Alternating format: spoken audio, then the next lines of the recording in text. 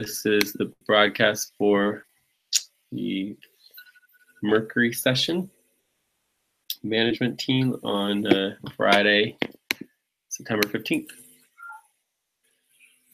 But here where I am, it's like 5 a.m. But let's go ahead and get everything organized. So we have facilitation. Does anyone want to help with that? Notes? Jorge's not here. Keeper video indexing session. Where did you guys get this? You guys didn't use the template, did you? This one I used the one from the previous Mercury session. Okay. Well, you just missed all the updates to the template. So usually we would just use the template, so keep it simple. So here we go.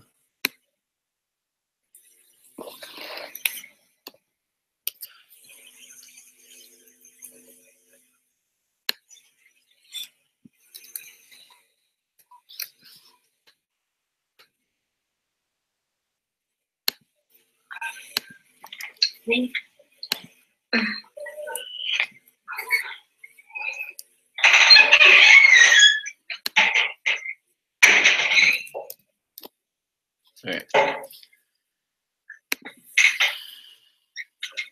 So let's try that again. Does anyone want to help out with the facilitation? Note taking? Yes, I would like to assist with facilitation. Yeah. Hi, everyone.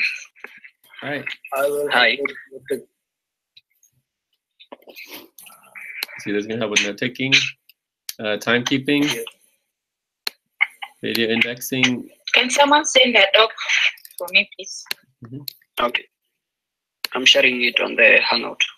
I think I'm going to beat you. I got it. Okay. Let's see how we're doing here. 1, 2, 3, 4. Thank you.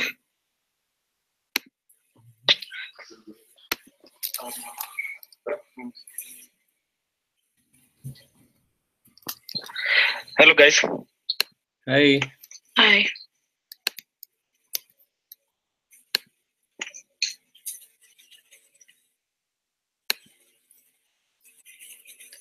So anyone else for any of the other positions?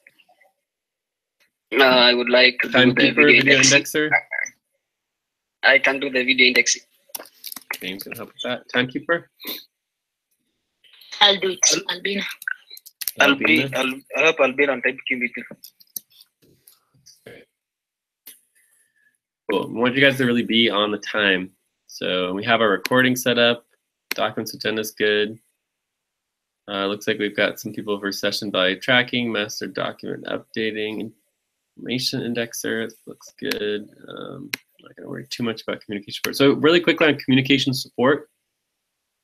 If you're doing a public session, we might have people like,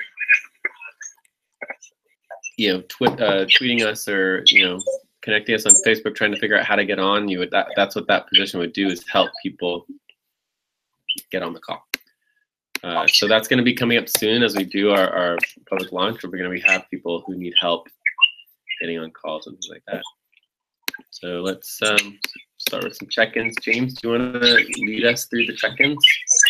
Okay, thank you.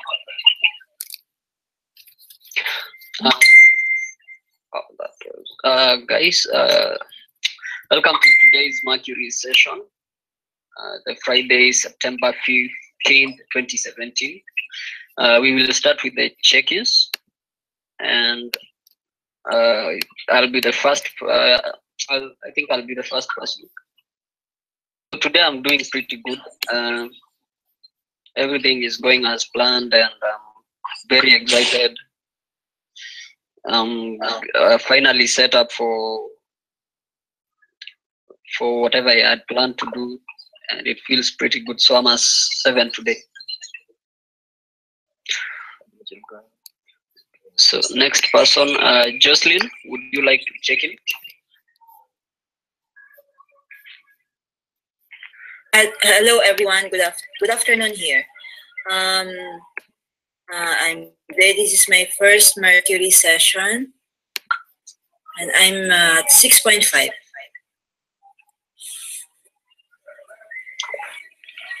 So how are you feeling today, if I may ask?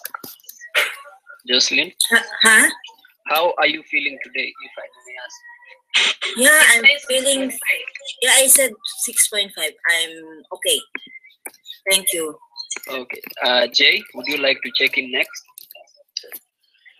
Sure. It's very, very early. It's like 5 a.m. here, 6 a.m. America's time, and I had a really long day yesterday. I went to Oakland working with the client, and it was pretty tiring. And today I'm driving another 7 hours down to LA for a wedding for a friend of mine. Yeah, so that's kind of it's definitely too much. Lots going on, lots of work to do with the traveling, which will be interesting. But maybe like a 5.5. Okay, thank you, Jay. Albina, would you like to check in next? Yeah. Hi, everyone. Today I'm also feeling good. Happy to be in the Mercury session. I'm at 6. Okay, thank you so much. Zilu, would you like to check in? I'm very excited on this session. I'm fine. I'm in 6. Okay, thank you so much. Thomas, would you like to check in?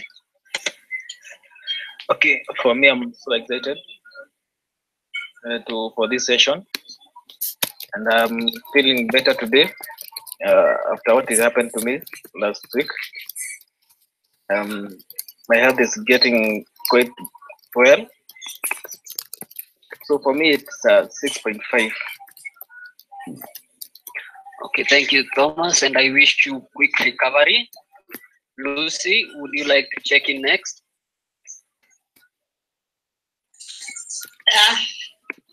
I'm at 5 today. Okay, thank you so much. Jay, Are we would you like to? are we done with the check-ins? Anyone else? No, that's all.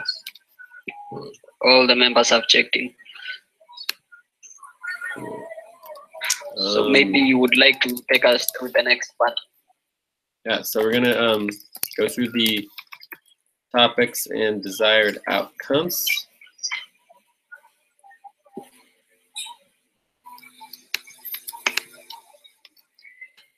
For me, the desired outcome here would primarily be, understanding the management side of the network, right?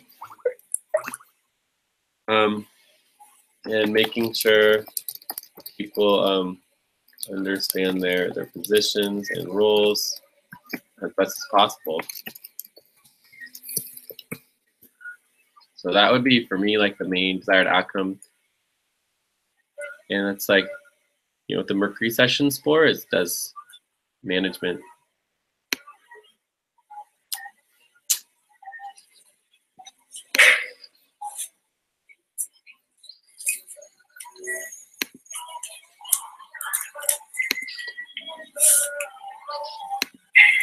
Any other desired outcomes?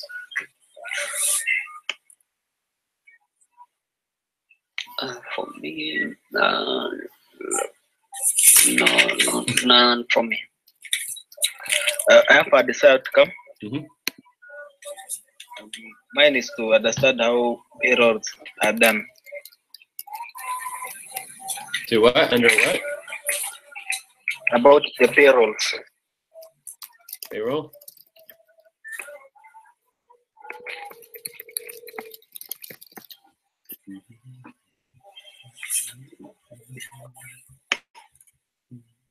Any other desired outcomes or topics? For me, it's just to understand how the entire network and the Mercury sessions function or work.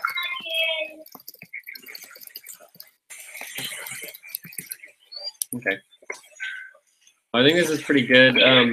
What I was thinking about doing, one of the things about the management aspect of the network, and again, the Mercury sessions was focused on the management, so we could cover some of the structures, but basically, I was thinking about, there's so much to cover. It's like managers need to be able to deal in multitask and deal with multiple things simultaneously. So it's not for everybody, that's for sure. But I was thinking about doing like a lightning, practicing a lightning round. So these would be like 1 minute topics. So that's like one idea. And then doing like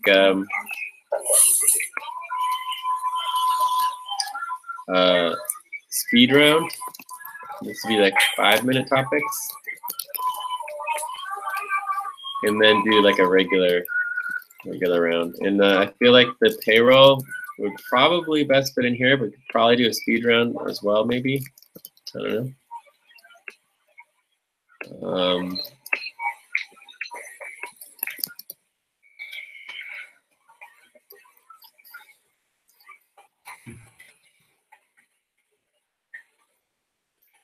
So there's definitely a lot of different topics to cover.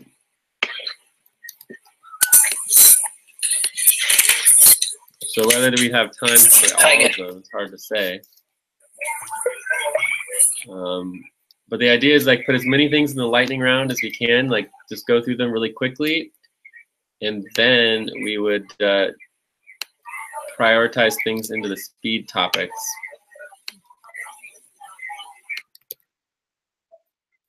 Okay, Jay? Yeah. Hello. Before we continue, I would like to give Abdul and Benji a chance to check it. Okay. So Abdul, would you like to check in? Yeah, sure. Pretty good today, and outside my room, and that side I cannot attend in right time. So I'm 6 today.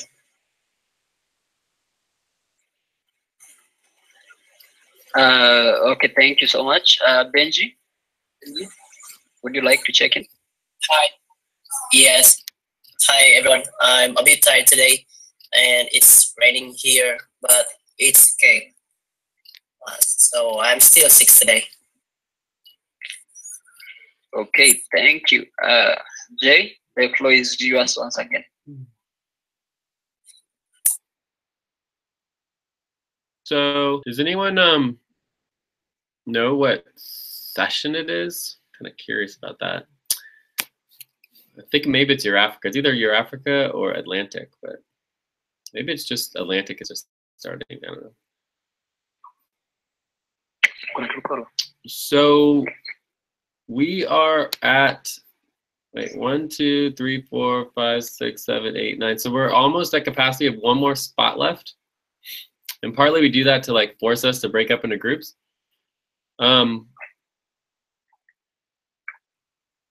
So the proposal would be to stay together and not break up. Do you guys prefer to stay together and do more just like information sharing, or do you guys want to break up into 2 groups? Stay together. Together, I think we can stay together, and if any other, I think if 10 members are available, then we can break up.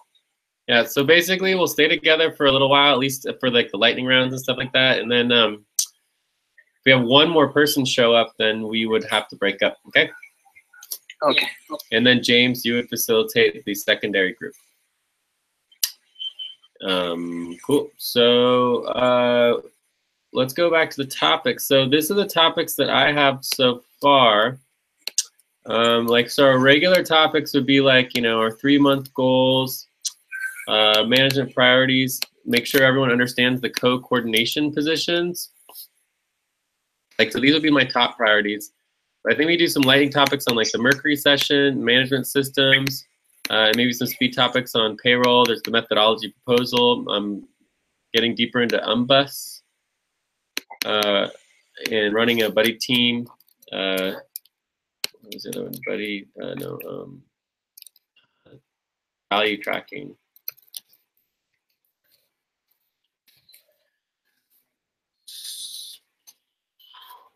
So it's a lot of stuff to get through. I mean, obviously, I don't know if we're going to get through everything, but we could just push through it. So basically, as we go through the lightning topics and other things come up, we want to add them to either speed or regular topics. But, you know, these would be more like 10, 15 minutes. So the number one thing here is timing. So if we're gonna do these lightning rounds and speed topics, it's just we need the timekeepers to be on it. And that means that basically, like, you know, for the 1 minute rounds, you are like 30-second warning. Okay, 1 minute, 30 seconds have gone by, you know, afterwards it's been 2 minutes, you know, just you gotta stop the thing and we have to move on, okay? Okay. And that would be Thomas and Albina. Yep. Are you on it, Albina? Yeah. Cool. So I don't know. What do you guys think of these desired outcomes and priority topics? Are there any other desired outcomes, like Abdul, Benji, anyone else who didn't get a chance to input any desired outcomes or topics? So I'm thinking. I think exam payroll. I think we need to training on exam payroll because last two day before you assigned exam payroll, but I understand on monthly exam payroll, but I'm not understand that mid-month payroll. So I hope just exam payroll training also. So, okay, well, I mean, we're not going to go into like a super deep dive onto exit payroll because it's just pretty minor and like we just need people to step up and do it. And that primarily is America's. Oh, recruitment is super key. Might need to talk more about recruitment and content organizing. I don't know if I want to go in that direction. Also, Jay. Yeah. The elections ranking for the Mercury team is ready for the Mercury session. I mean, did anyone here not get a chance to vote?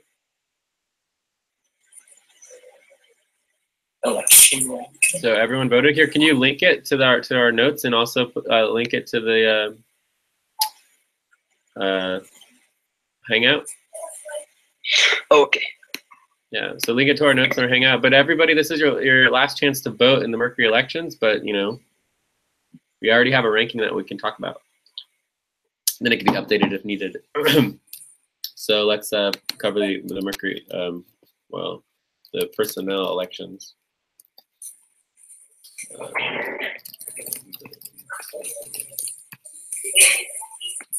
So are there any other desired outcomes or priority topics? I think it's okay for my side. I think it's already a lot. It's a huge amount.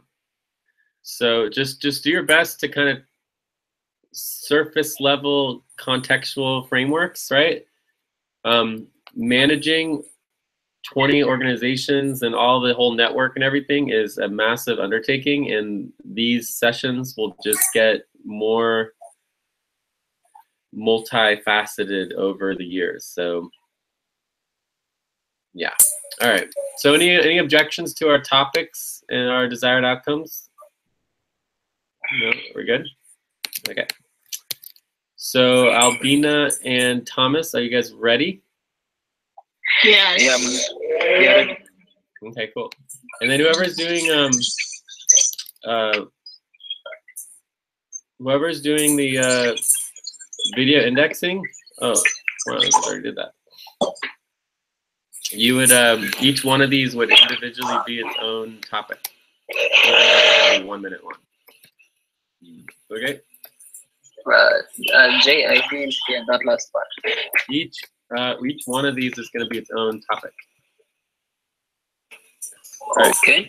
Cool. So let's get started. So Mercury session. We are the Mercury session. This is a Perihelion, and the Perihelion Mercury session is once every 3 months, right? So, and every Mercury session happens once every 2 months. So this is the moment that the Mercury is the closest to the sun, and it's a root point time cycle. Root point time basically means that that it's a specific in time and space that happens where, you know, it's exactly measured. You know, it's pretty cool. So, and then the Mercury sessions are for the management systems and the management of the team. So anything that's a manager position is it's a little different than a responsibility. Managers usually take on positions. So we'll go through some of that as far as like what and how we're doing the Mercury session. And then from there, we will just cover as many positions and projects as possible. We're prioritizing them as well. So, yeah. Are there any other questions on that? How's our time?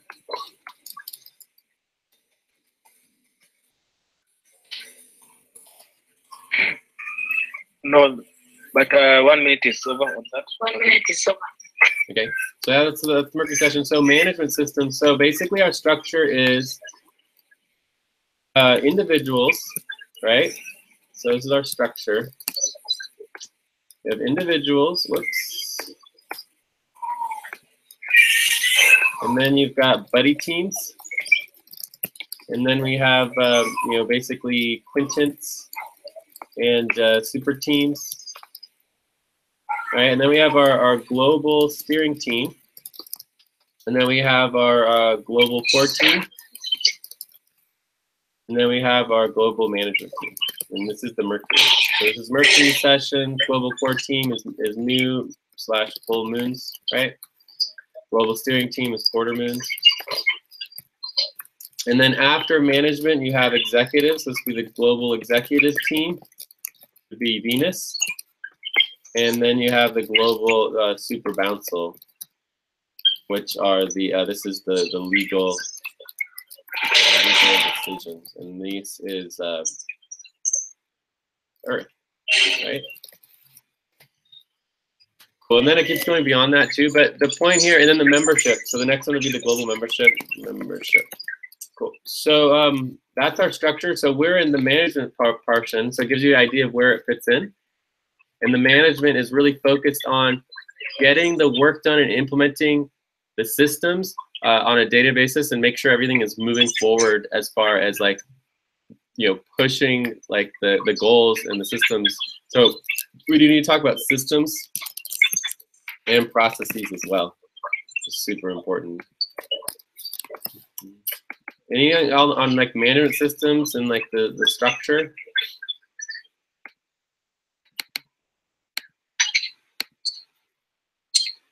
Any question on that? Are we good? Move on? Yeah, we're good. Okay, cool. All right, so, well, actually, I want to do one other quick thing if we have time. Can someone say what a management structure is or management system is in their own words? Because it's really important that people understand what it means to do management and how it's different from responsibility.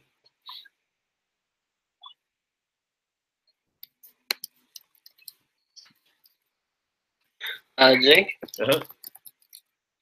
for me, a management system, these are policies or processes that are used by organizations to ensure that all the tasks and responsibilities are done by the members or the employees of the said organization.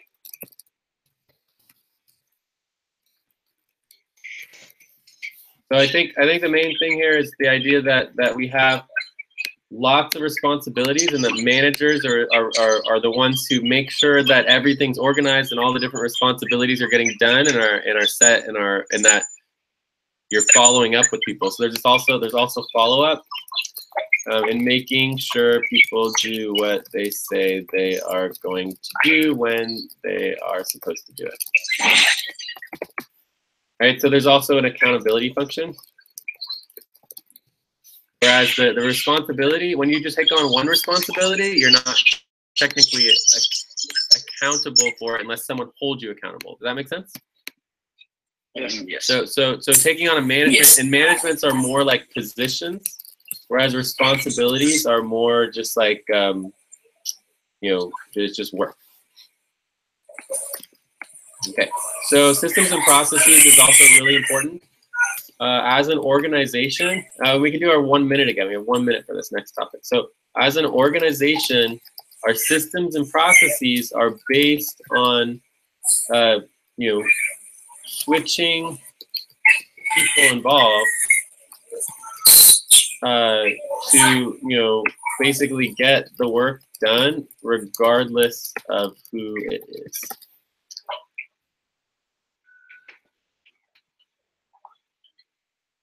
What happened to that? Oh, I just added something here. Program.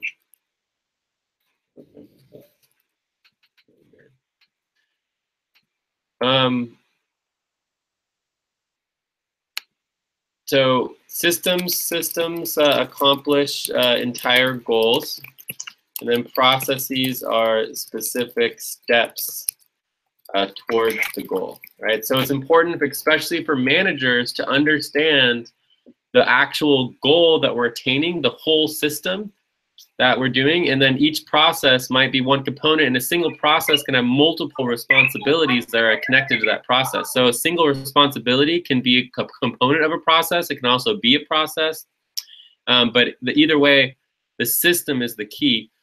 Can you guys give an example of a system?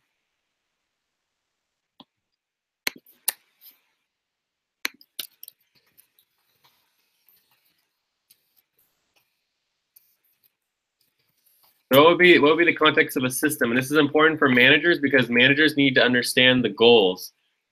If you don't understand the goal, you're missing the point. So can you guys give an example of a system? Within the work that we're doing, every single responsibility is connected to a system of some type of goal. So you can start with the responsibility if you don't know what system it's part of, the goal.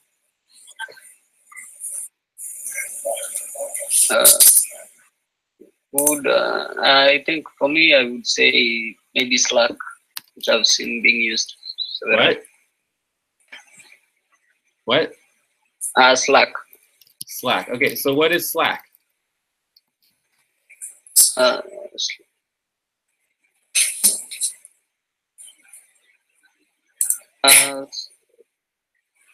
Slack is used for messaging the client. I think the clients. Okay, so why do we use Slack for messaging?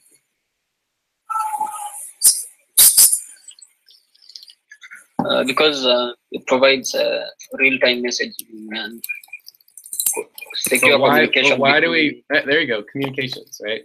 For communications, right? So communications is getting towards the goal. So the goal goal is to communicate with the clients, for example. Although this would still be part of a process, the question would be, why are we communicating?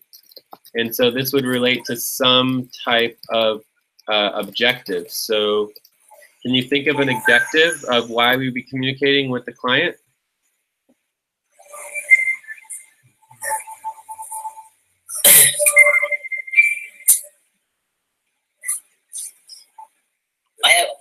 I want to add, Jay.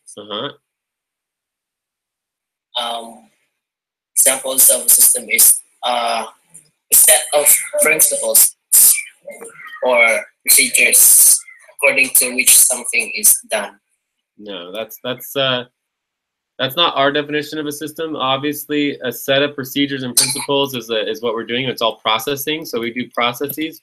But the way so sets of procedures and steps, right? So that's more of a process, but the systems are bigger, that they have specific accountable goals that need to be achieved, right? So communication with the client in and of itself isn't necessarily achieving the goal, right? So you can go and you can communicate on Slack to the client, but you don't necessarily achieve anything unless the communication was successful and you actually achieve some type of objective out of the communication. So the point of a system and the point of managing is that you have to think 2 steps ahead and see the bigger picture. So let's try one more time. And I know we're kind of over time on this, but you guys need to make sure you understand what a system is as an example. So let's go for the communications of this meeting, right? So it's not enough to just, so the process would be to create a doc, create or send out messages on Slack or Skype, right? But the end goal, right? The end goal for this would be session support is to convene a successful session. You guys following me here? Yes. So even if we all come to the session and the session is not successful, the goal has not been met. Right? So there's many processes and many steps to meeting the goal. And the goals itself, and this is the most important thing of management, right? The goals themselves are not based on the steps or processes. So you can have as many clear steps and processes and tasks of how to get all the goals to done so you can accomplish, or how to get all the steps done to accomplish the goal, but the goal itself is separate from the processes because it's more than the processes put together. There's something special about convening and coming together, having us all be here on the session, being organized, having all of our charts. I mean, if this was our first session, we wouldn't even be here right now. It takes us, 30 sessions, even just to all be understanding of how our processes work and how we can communicate, make decisions together, and collaborate together. Are you guys following me here or not? No. Yeah. No. Yes, they're following. Well, I heard a couple no's. What did I hear someone say no?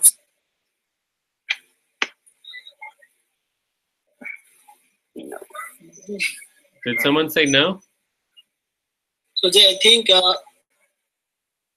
process, these two are help us to fulfill our goal, and I hope No, the system is the goal. Yeah. The processes help you fulfill your goals, but the system itself is the goal. And if you can accomplish the goal without the process, it doesn't matter, right? The goal is the goal, right? The processes are there just to like support the goals, but the goals are always bigger, right? Yeah. Yes. So what happens is a lot of people get stuck in the tasks and get stuck in just like the work that they're doing and have no idea and don't connect it to that you're actually trying to accomplish something, right? So managers are the ones who are overseeing all of the workers to make sure that they're actually accomplishing something as opposed to just working, and that people actually understand the goals. So as we go through the different aspects of the work that we're doing, we should think about the goal that's trying to be achieved, okay? Yeah, okay. And if you're always focusing on the goal, then you actually know what you're trying to achieve as opposed to just doing work for the sake of doing work. All right, so let's move on. And you guys, your timekeepers need to be on it. Like we should have 30-second check-ins, 1-minute check-ins. We're 30 seconds over. We're a minute. Like you guys got to be on it. You're not on it. All right. So bus. What? 1 minute for the next topic. Yeah, but you want to give a 30-second warning and then tell us when it's been 1 minute, as opposed to tell us when we're starting the minute is not helpful. So you want to know when we're at 30 seconds and then when we're at 1 minute, and then when we're 30 seconds over. Okay. All right, so bus is the umbrella business, right? It's basically going to consist of the most important aspects. Someone's got some background noise that they could probably mute. Consists of the most important aspects of running a business, and this excludes, basic systems like you know, a website and advertising. Because technically speaking, advertising and websites are not necessary to make money as a business, right? They're certainly helpful. We do want to have that, but the umbrella business and the core components need to just be the most basic possible things. So there's a couple. Well, I won't even go, but you know, there's the obviously the basics like the different finances and the value systems that we have, and then there's obviously coordination and 1 minute one. et cetera, et cetera, et cetera. So anyways, that's those are like the key things of UMBUS. I think we should go over this more. I would prioritize this high priority, and continue to talk more about it today because it's going to be really, really, really, really important. So 10 seconds on that, Jay. Say what? 10 seconds on that topic. Yeah. What does that mean? 10 what? 10 seconds on that topic. Okay, well, 30 seconds and 1 minute is more than enough. So you don't need to check in every 10 seconds. But anyways, do you guys have a concept of the umbrella business?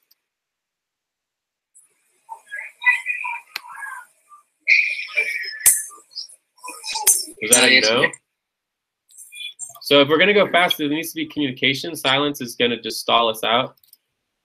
So I can try to clarify a little bit more. So you have finance value coordination. You've got, you know, another aspect of it. You know, the equity models, and then there's the, I don't know. Anyways, the point is that there's a whole bunch of different components of the umbrella business that we'll go through, but it's just like it's the core businesses that need to happen to make sure that they have a core functioning as a business and a network. You guys following me on what I'm saying? Yes. Yes. Okay, cool. So we'll go more into it, but there's a lot to manage there. So tactile ops, this is part of the coordination and worker coordination.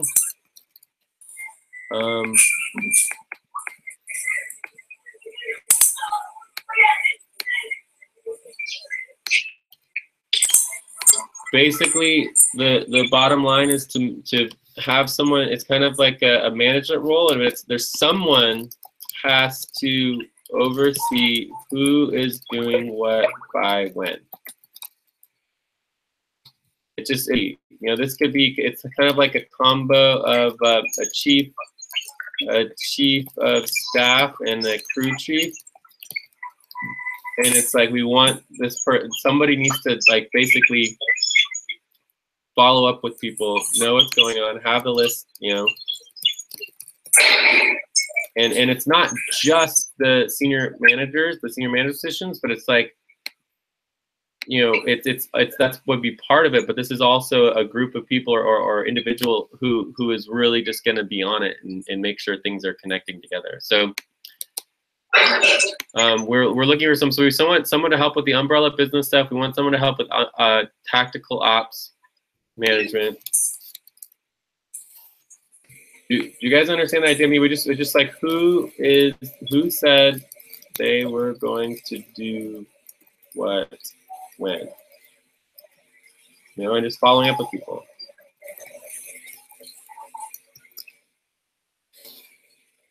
Does this sort of make sense? Yes. Yes. Is there anyone interested in this kind of work?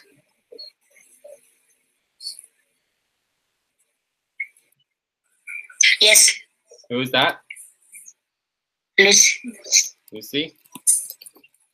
Cool. So oh, we also need these would be positions. So I'm not sure exactly position, but it's yeah, basically tactical ops coordination. So if Lucy might be interested in this, that would be good.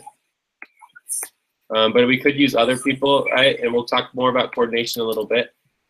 So communications, right now Steve's been helping some with that. Obviously we can have more help, but a couple things on communications. We have like the websites. We've got, we're gonna be creating forums. We're gonna be creating wikis. We're going to be creating where we have social media. You know, this is everything from Twitter, Facebook. We also do WordPress.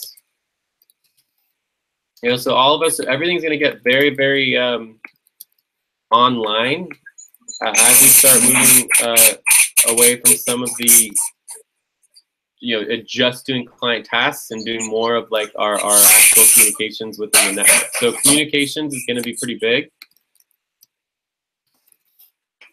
And we definitely need people to start stepping up and making sure these priorities are being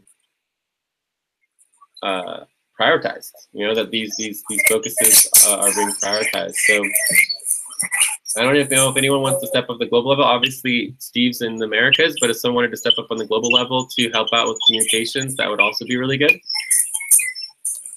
Are there any questions about like communications and some of the changes that are going to be happening in the short term?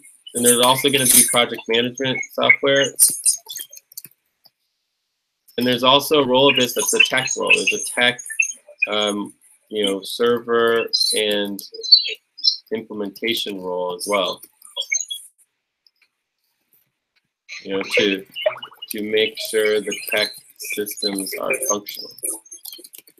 So there's the communication side to it, to like make sure that the communications are happening between the team members, but then there's also the tech server implementation role that makes sure that the tech systems are functional so the communication can happen. Does that make sense as far as communications? Yes. Is there anyone interested in helping prioritize that? Yes, Jay. Yeah. Okay. I will. Was that Abdul and James? Yes. Zero. James. Cool. All right, so that should be good. Again, the timekeeping, I mean, it really can be really simple. It's just like we're starting the topic, 30-second warning, 1 minute's up, we went over 30 seconds. That's all we need, and it should just be every single time, no questions asked, super simple.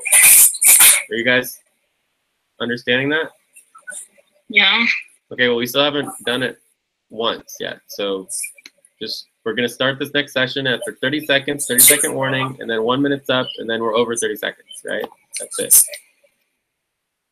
So investor relations, I feel like we've covered this a lot. Wait. There's a lot of background noise. Is this Benji? Benji. Benji, can you please mute? Benji? Benji, are you there? Benji? Yes. Can you please mute? Hear me now? Yeah, you can. We can hear you. You have lots of background noise, so if you could mute, that would be great. Oh, sorry. Cool, and we're also at 10 because Thomas is on here twice for some reason, but I don't know. Let's just keep going for now. All right, so does anyone have a question about investor relations?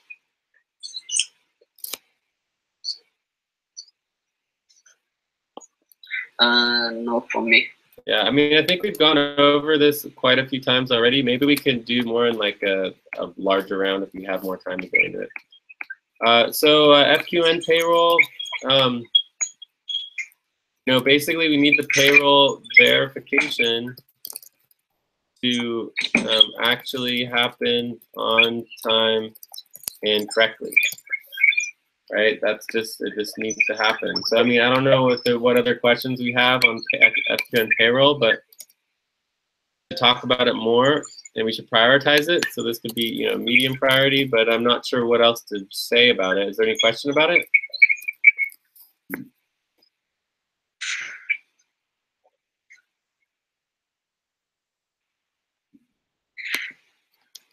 Thomas, did you have a question?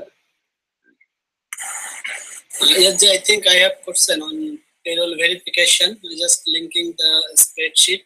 Well, we're not going to go over the spreadsheet right now. This is the lightning round, but we can talk more about it later. But what's your question? My question is, when we verified final end of month, then first and second week. Last time, So just focus on end of month, so that we can just get people paid for the end of month. That's the focus. So we shouldn't worry about first and second week or whatever. We just need to get people paid. Do one at a time, right? One step and section at a time.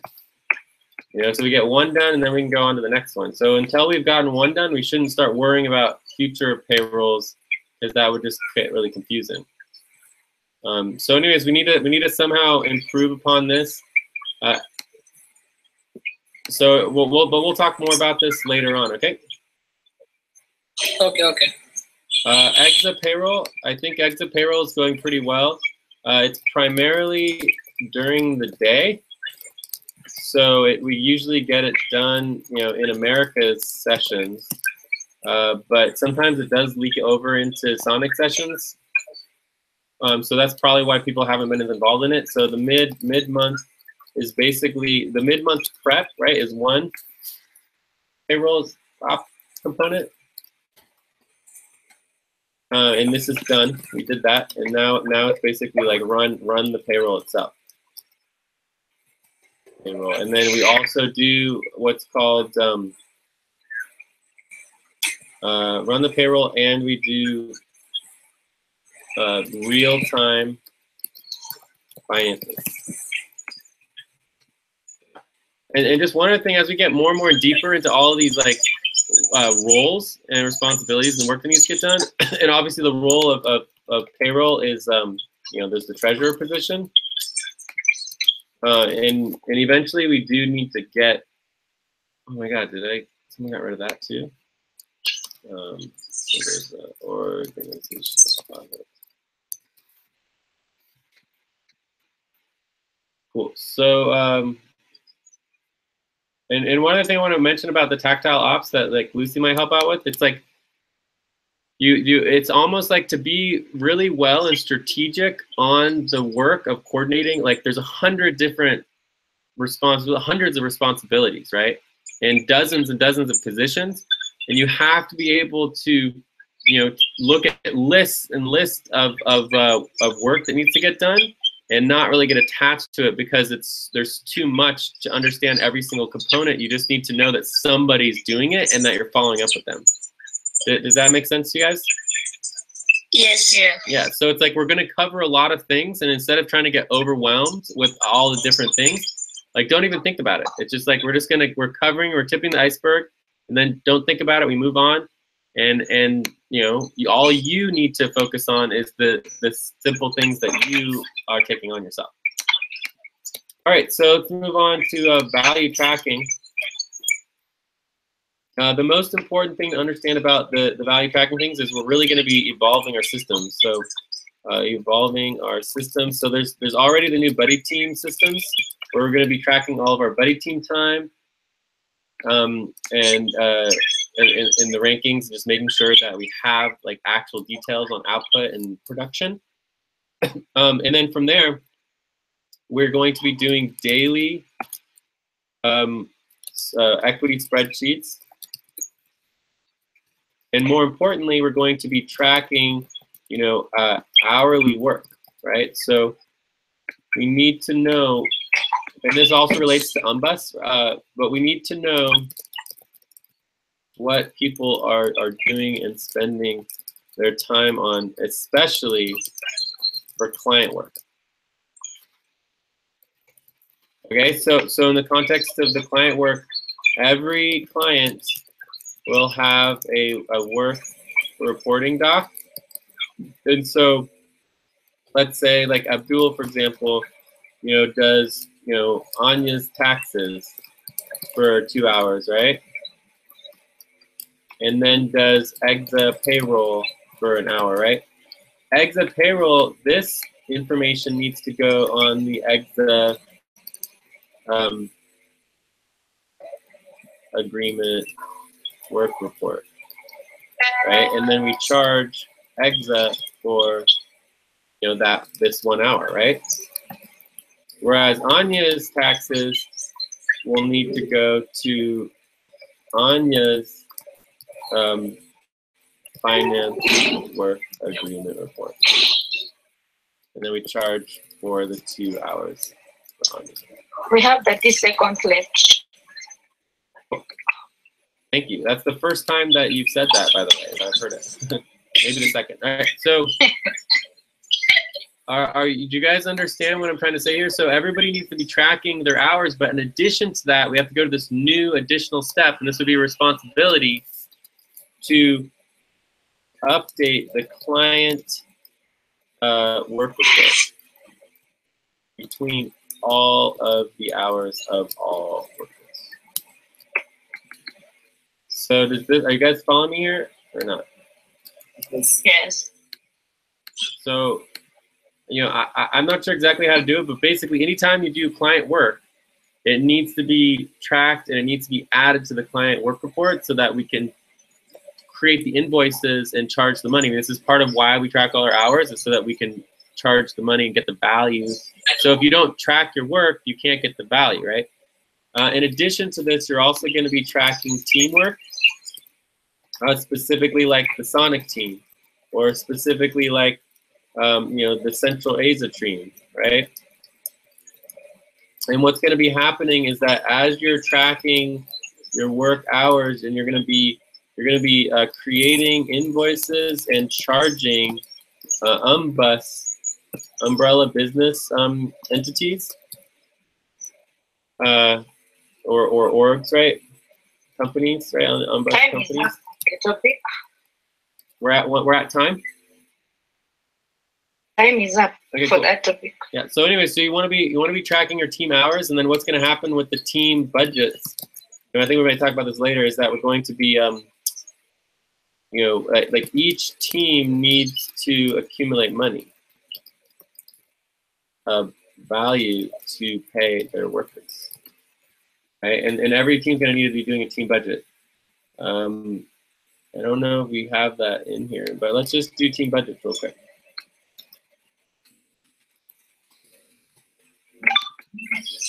So let's do a minute on team budgets.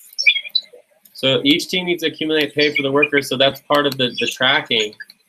And then each team, like based on the more work that you do, the more that you charge, and the more clients you have from the umbus, right? So you can charge umbus clients to basically accumulate a budget, and then you can have more workers, you know, based on the work you're getting done. And that every team needs a budget or it will be cut, right? I mean, it's basically that simple. It's like at first every individual needed a budget, right? So that was the first step, individual budgets. The second step was main buddy teams, right? Main buddy team budgets. And this is where we're at right now. We basically get main buddy team budgets, but we're not getting team budgets.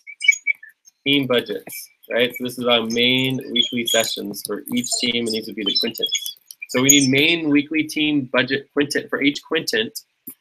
And basically, if your quintet doesn't create a budget, it's going to be cut out of the budget, right? So it's really important for the team budgets to be created.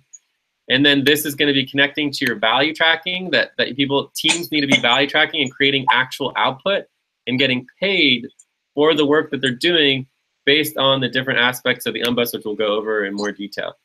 So I don't know how to stress this, but this is going to be starting immediately. Right, so every team needs a budget by, you know, basically October, what is it, like 10th or something like that? 10th, 15th. You guys understand that? Yes. All right. Cool. Yeah. So Jay. Yeah. The budget will be for the different quintets that we already have. Yes, exactly. Yeah. So right now you guys are already doing your buddy team budgets, but then every buddy team needs to link into a quintet super team and actually create a team budget. And then every team across the world will have its own budget And then that's brought into the global team budget and the full team budgets. But the team budgets are where the actual activities are happening and where people are actually held accountable and responsible. Does that make sense? Yes, yes. Because I, in the United States, am not even awake when most of you guys are awake. It's like we can't be responsible and accountable for the budgets that are happening. People have to be responsible for their own budgets and their own systems, right? And eventually, even you can have treasurers and things like that. And like eventually, I even want to hand over certain like weekly payments and things like that to a different treasurer position, so that Quintence and global systems can start functioning more independently. All right, so let's keep going. We're almost done. We got 4 more minutes. Recruitment. Recruitment's obviously a huge thing. I mean, we did a little recruitment last week with Mel, but we're still probably only at like 60% on our recruitment. So we need to step it up. Need to step up and get our onboarding going. You know what we want? We want to have functional Quintence. Especially for Americas, we probably need to get like 3 to 4 more people in the Americas. Also, Jason, I've been really bad communication with Jason. If someone could help with Jason. Yes, and either way, recruitment is part of investor relations. So investor relations coordination. We see all workers and new recruits as investors. Everyone's an investor, everyone's getting equity, everyone's like directly engaged and involved, and that's part of investor relations. So we want someone to oversee recruitment activities and help coordinate all the investor relations stuff. I think people have signed up for that before, but that would be the position is really the investor relations coordination. If someone wants to 1 minute is over. continue to sign up for that. So calendar and scheduling. Oh, and we need a color for these positions too. I know we have a color for this. Yellow, no. Green, no. Pink. Pink, I think is okay. All right, so calendar and scheduling. What's the main thing here? Is there any question on calendar and scheduling? No. Okay, so I think the main things on calendar and scheduling is that we have the verification, so that's a responsibility. So verification of the calendar verification. And so this is getting better. The most important one here is the seasonal session, right, which is next week. So that needs to be confirmed. So if someone can take this on as a task. You can do that with Lucy. Lucy? Albina. Albina? Lucy and Albina. Yeah, so just like look up when the seasonal equinox. It's called the fall equinox. And it's like September 21st or something like that. I don't know. So, but the main things here is that one, we're doing pretty good on calendar verification. So this is actually working out reasonably well. So now the problem is making sure that we have notifications enabled. Notifications enabled. You know, make sure reminders are going out. And then also we're going to be doing automatic reminders. And this is all part of communications. Like calendar scheduling is a sub of communications, right? And so we need to do automatic reminders. Which is essential so that people know it. And then we're going to start integrating social media. And so, for example, our October, there's a beginning of October Venus session. And this could totally be public, you know, if we pushed it. We got people involved. Also, our big focus is the Saturn session. We have 15 seconds left. Okay. Just give me the 30-second warning is the best. 15 seconds is not helpful. But the Saturday session in 2018. You know, so this one needs to be this could be a big push. This could even be our public launch, maybe. Who knows? Thomas, can you mute? So are there any other questions? I think we're good on calendar and scheduling. Maybe we'll cover that more. Program budgets. So there's also a bunch of management positions that have budgets, right? So this would be like our life support, our parallel governance systems, right? And various other programs. I could try to pull up the budget. I don't know if we have it organized well. That would take a little time. But the point is that we have a bunch of other positions that people can take on. I think that some people have talked about taking on the life support management positions. So that would be cool. People did that.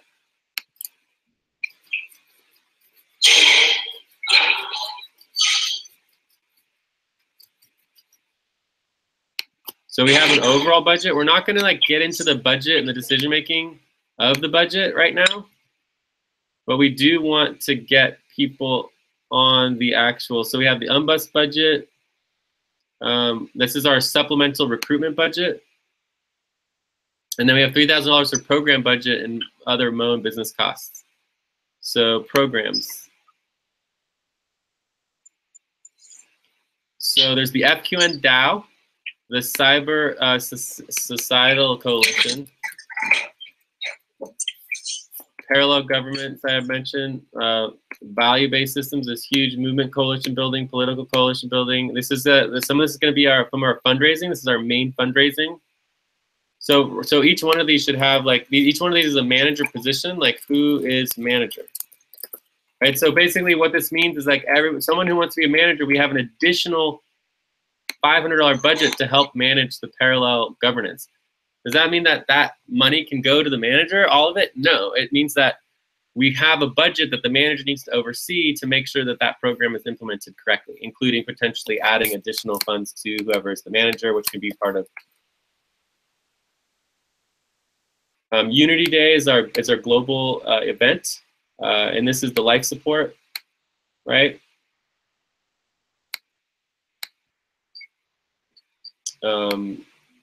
Yeah, sponsorship program. We need someone to help manage the sponsorship program. So anyways, these are getting started with some of the different types of programs that we have. And so people can sign up for these. Are there any questions on this?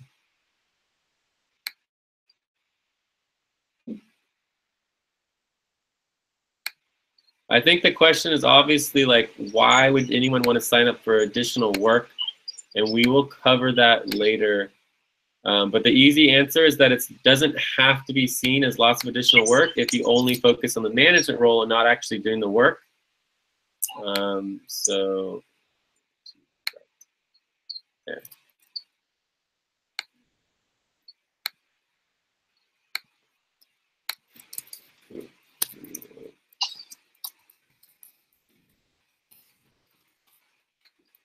But all of our programs are going to have managers for them that are going to overseeing them, et cetera, et cetera. So I think that's good. The last part of the organizational audit. So the entirety of the network and the organizations within them need regular org audits. And basically what that means is that we want to, hypothetically remove everyone, right? It must be based on systems and processes, right? And this is where we go back to systems and processes and the importance of the managers understanding them, because managers need to write and create systems and processes, not just responsibilities and tasks, right? You guys can barely even make tasks sometimes, so you have to start thinking about the actual manager roles and how to create entire systems and processes and write those out so that people are clear on what they're supposed to do. So basically what we're saying is you need to step up and actually start managing things, right? Because that's what we need. We need managers. Otherwise, it's like, it's not possible to get all the work done. Because there's no way I can manage people on the other side of the world. You guys follow me on that? Yes. cool. And maybe it's like you guys don't want to be managers. You want to hire, find and do recruitment and find managers who can take on some of the roles. So based on the systems and processes, right, you hypothetically remove everyone, right, and see what is still functional, right? So if you put if we just, not firing everybody, let's say we just got rid of everyone, and put new people in their place, right? So the number one aspect of this organizational audit, obviously, is me, right? I've been running the FQN community network for over 15 years, basically by myself. So, but the goal of the network and how we function based on our systems and processes is that we want to take Jay out of the picture, and what would function. Does that make sense? So like what would happen if like I'm driving to LA? What would happen if like, I didn't make it out in a car accident or whatever, everything could just fall apart. That would be a big problem. So it's like, what can continue? What can continue? What would be a problem if Jay was no longer involved, right? If Abdul was no longer involved, if Steve was no longer involved. You guys understand what I'm trying to say in this organizational audit? Yeah. So we want the entire global network to be resilient. So we want the whole global network to be resilient, right? For example, if I wasn't here taking notes, we wouldn't have notes. Like we need better note takers. We need better people, actively managing things. So it's like the point here is that we should at least know, like, for example, if I stop being involved, you guys should know what that means for you. The network should know what that means. We should have an idea of how much money would be available, how the money would be distributed, who would be the treasurer, what would happen with payroll. I mean, all of that stuff is essential. And right now, we don't really have a plan, right? I mean, we have a plan.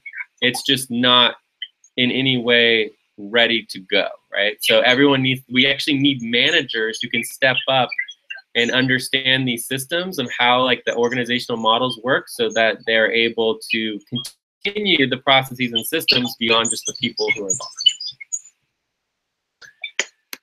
And you guys all know how to do this. It's like you know how to do a task and it gets in your head and you just need to write it down. So the bottom line is writing down what you do. And this is part of responsibility organizing.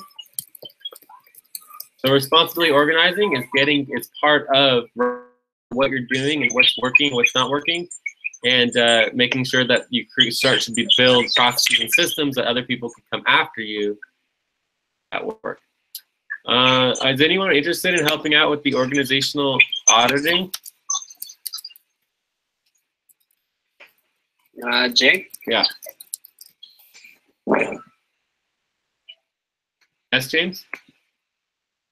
Yeah, that's James. You're interested in that? Yes. Cool. Also, I wanted to notify you that we have a new person on the Hangout. Oh yeah, who's that? Rhoda. Yes, Rhoda. hi Jay. Hi, do you want to check in? I'm sorry? Do you want to check in? Yes. I'll just have to listen first. I just got in the call. Well, yeah, we want you to check in. So we do check-ins at the beginning, and you're coming in towards the end a little bit, or not necessarily the end, the middle. Okay. So what you would do is just say how you're doing, where you're from, and if you have a like a number between 0 and 9 as far as like how you're doing right now, like how you feel and like your current status. Okay, all right. My name is Rhoda. I came from Philippines and I'm trying to look for a part-time job where I can earn extra income. Yes, and then I'm just using my phone right now for the Hangouts since my internet connection is not that so good.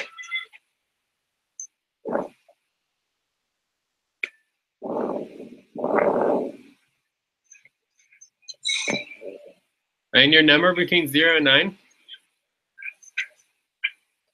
Yeah, 0922. No, like your 95. number, like you just want to how you're feeling between 0 and 9. So like an 8 would be like I feel amazing, I'm doing great, and like 4, 3 would be I feel sick and I don't feel good and shouldn't even be here. You know, like what is your number? Like how you're feeling right now? I feel 8. An 8. Okay, it's pretty high. Yes. Also, I just want to mention that whoever's taking notes, you guys did an amazing job right there for Rhoda. Like you just wrote down exactly what she said. You got it all you did it together. There was 2 of you guys doing it. If you guys literally just like took notes on everything I was saying, like it would be amazing. But you guys don't. So it's like I have to sit here and write all my own stuff out. And it's like you guys should just be able to take notes on it. I'm not sure exactly how to make that happen, but Okay, Zero and Tracy are taking notes. But on what Rhoda said, I've taken notes on her checking. well, I don't know. Whoever was taking notes is like just you just write down what people are saying, you know, like and what I'm saying, because usually I'm talking and no notes are getting taken. It's just like the notes that I take are mainly almost only what I write. So I'm not sure exactly how to get you guys to take notes when I'm talking. But whoever just wrote notes for for Rhoda, that was amazing. If you could just do that all the time. So I think we are good on all of this, and I also wanted to add to our section here at the top. For this management position, we have priority positions. And who is the task master, the task and responsibility master? That's Zilu. So Zilu's not. I guess maybe you can't do the task responsibility master and note taking at the same time. Does anyone help with the task responsibility master position? Yes, I will help Zilo. Okay, so this should all be filled out. We should have the list of all the positions. We have a list of all the projects, and a list of all the responsibilities and all the tasks. And they should just from all of our notes. Okay. Okay, so I think we're ready to move on here. We had a few priorities. There was payroll, FQN, and there's bus. I think that's it. Was that the only 2? FQN, payroll, bus. Oh, and then team budgets.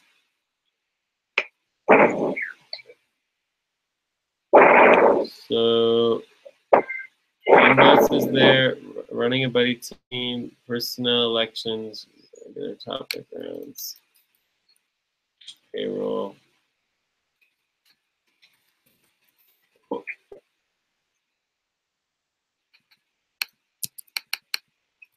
So now we have 5 minutes for these next ones. Oh wait, wasn't there one more? There was payroll, bus, and what was the third one?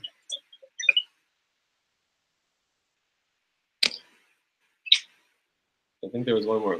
Team budgets. So I don't know if we're going to get to team budgets, but it's definitely important for you guys to know how to do a team budget.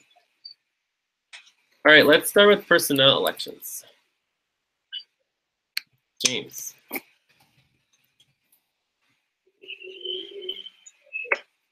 James, are you there? Yes, Jay, I'm here. You want to do the personnel elections? Yes, the link that I've posted is for the form, but I can also link the actual results. Cool. As of today well, in the morning. We just need the link to the personnel ranking. Do you have that? Yes. Cool.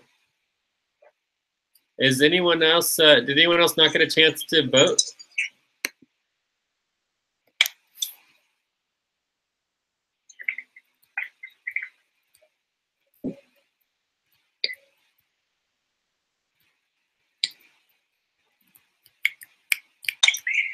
All right, well, maybe we should go on to the methodology proposal. If you can just link the rankings, that'd be super helpful. And then so give one last minute for people to vote before we, although we'll update it as needed. All right, so the methodology proposal is pretty simple. It's basically our terms of involvement with the network. that you would approve all of the Unity methodology related to all Unity policies, protocols, guidelines, systems, and processes that govern and run the whole network. And we have some information here. This is also responsibility. Update the methodology, right, for the network. So if someone, I would not say update, but and this is like prioritize this, right? Prioritize it. Make sure it happens, because obviously I need to be involved in this, but we need someone to help me get that set up done. So support the updating, or with J, right? So this is a very important responsibility of someone to sign up for that as well. So let's just go through the list here. You know, I'll start with myself. I'm a yes, obviously. Lucy, I think, Lucy, Albina, Zilu, I think all you guys are all done on this, right? Yeah. Yep. Zilu, Lucy. I'm yes. Lucy, you voted on this before, right? Thomas, Rhoda? Yes, Jay. Do you vote yes? Lucy, yes. Yes. Thomas and Rhoda, do you guys vote yes? Yes. Thomas, are you there?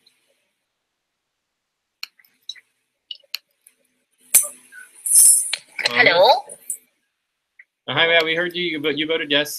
Thomas, I guess, is missing here. James voted Jocelyn and Benji. Yes for me. Yes, Jay. Oh, Benji's. I also vote yes. Yes, for Benji. Okay, cool. So Thomas is the only one we were missing. I guess he got cut off or something. Thomas said yes in the text. Oh, cool. All right, so yes by text. All right, so that's what's quick. That's what I like. We want to do that fast, right? But if people have questions about our methodology, it's good. But we want to get deeper into this, and we do need this support for updating the methodology. It's not necessarily the highest priority right now, but as time goes on, it'll become more and more important. Okay, so let's go back to the personnel rankings and check out our rankings and see where we're at.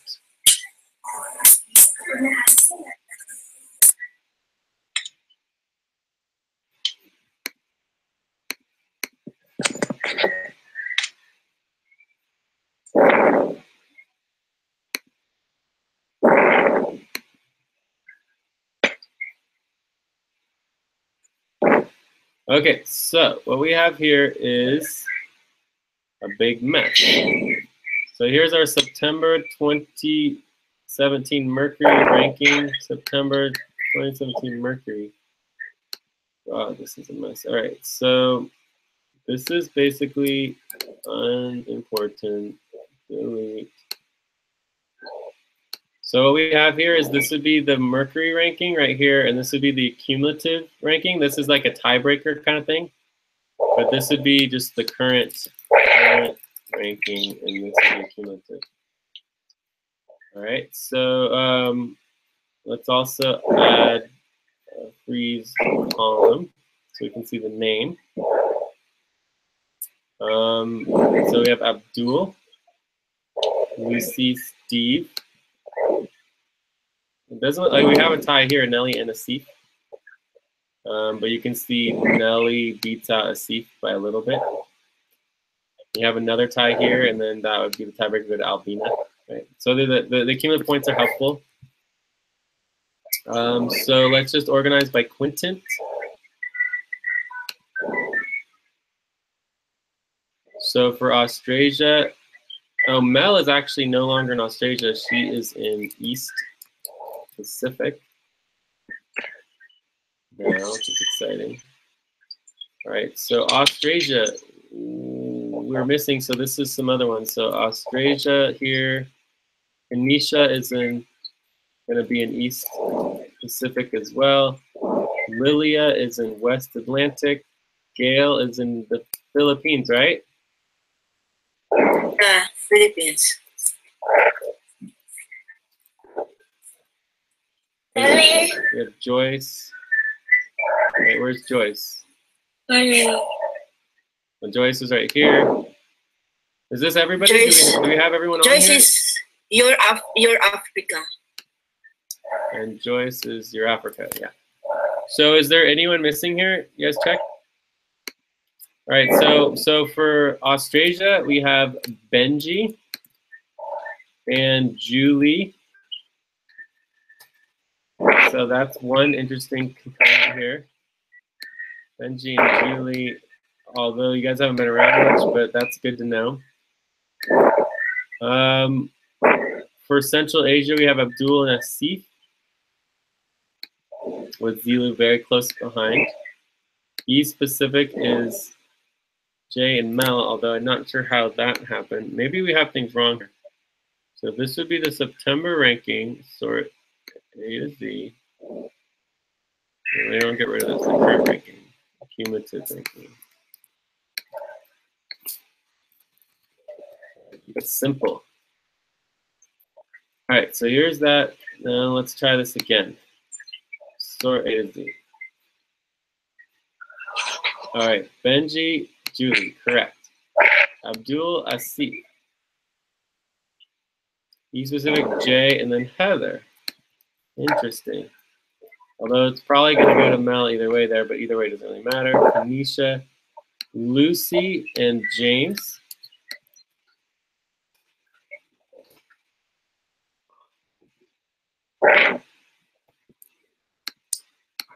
And Steve and Jorge. Is that everyone? Is that the whole thing? Cool.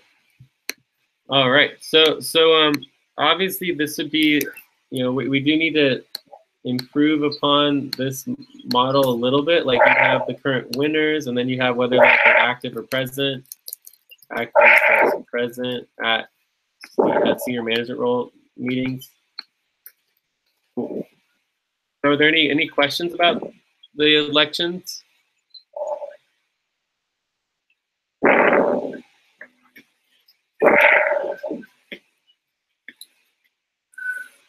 Yeah, but what you'll find is that we're gonna be constantly doing elections. Elections will happen, every month or so, and so like the senior quintet managers will and can change around from month to month. Okay.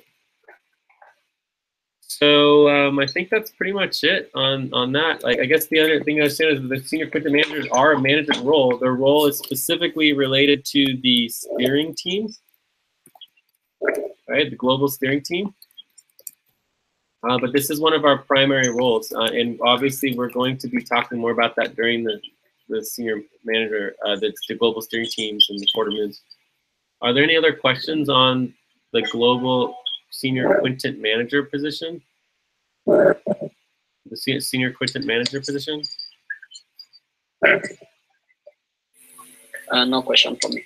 And how much time do we have left on this section? All right, and James, you did an amazing job here. So no one's keeping time?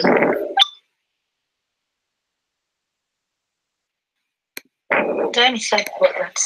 Time is up.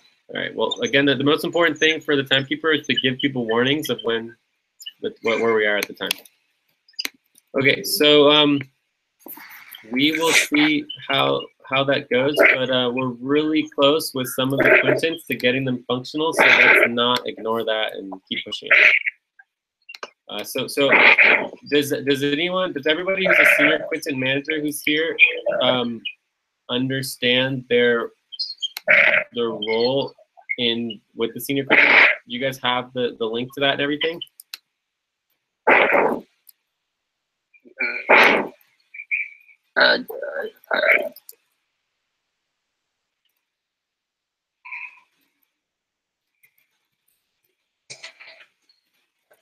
I'll link it here, okay? So if you're interested in taking on the senior quintet manager roles, and other people can help with this too, like there's your information, right? You guys need to help organize your quintet sessions, and just get things organized. and make it happen. And that can be considered as output. You can get bonus hours and stuff for it. All right, so I think we're ready to move on to the next topic. So let's do some unbus. Again, the unbus is the umbrella business. And this is going to change things considerably from how we currently function.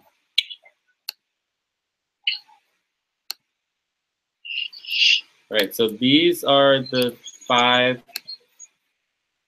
primary businesses: umbrella accounting and finance, investor relations,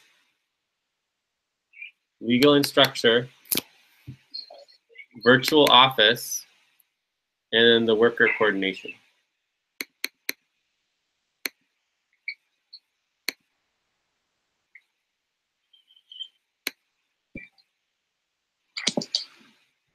At some point, we're going to need to go through each one of these individually. But right now, we just need to understand the relationship between them and how it functions.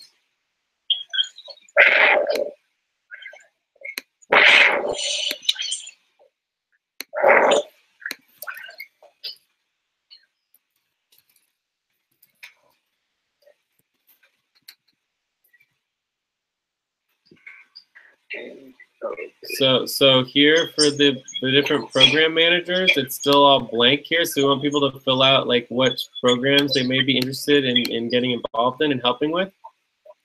So this is really important to actually get these positions, like if they're to see if they're interested in any of them. Obviously, these positions might have more interest.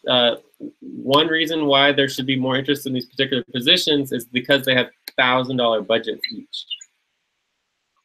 Right, so we can actually pay people to do this. There's also the position of the umbrella core for the umbrella business, right? So we could also add that as an additional position.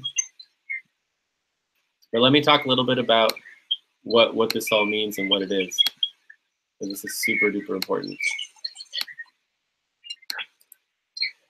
So the umbrella core.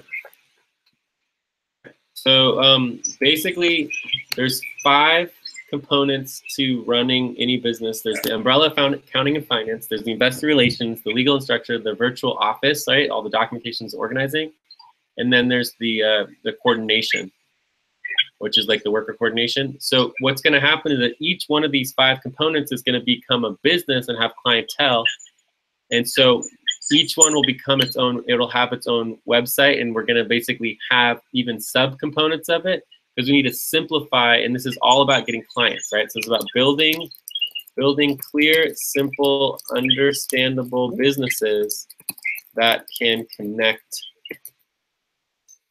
clients. As an example, you guys should know about value tracking. So value tracking is our value tracking one. So there's, within each component, there can be multiple subsets of other, so value tracking will be a single business. And so it's going to have its own website, and we will do value tracking for DAOs and other organizations. We want to keep it really, really simple. We want to be able to build clientele and invite them in to our all of the services that we offer, and get them to invest in the future of society and what we're doing. We want them to invest in us, but it needs to be clear and simple what we're doing, and we call this Val Track as a one name that we can use. So each business will have its own name, will have its own logo, and its own design and image, and its own website, right? So it could take, to get all 5 of these businesses fully operational, it could take us like a year or more. But the point is that we need to start bringing in clients. We need to open up our systems and not just be dependent on a single client. And this is the way to do that.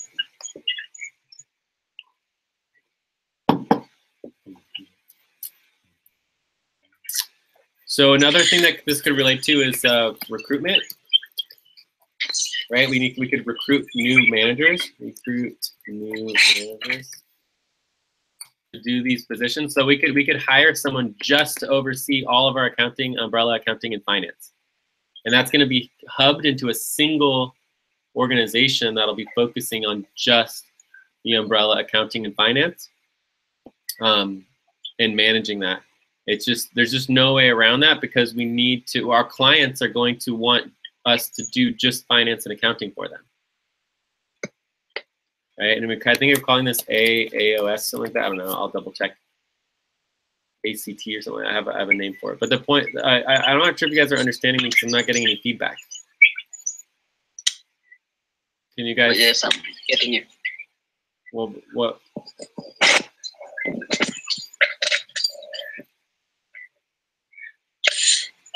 We are getting you, Jay.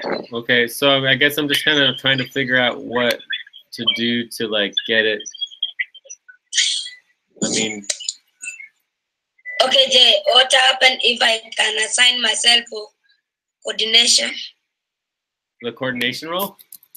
Sure. Yeah. Yeah, and this directly interrelates to the role you just signed up for before, which was the.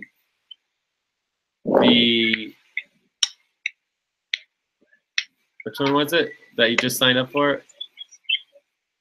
I signed up for.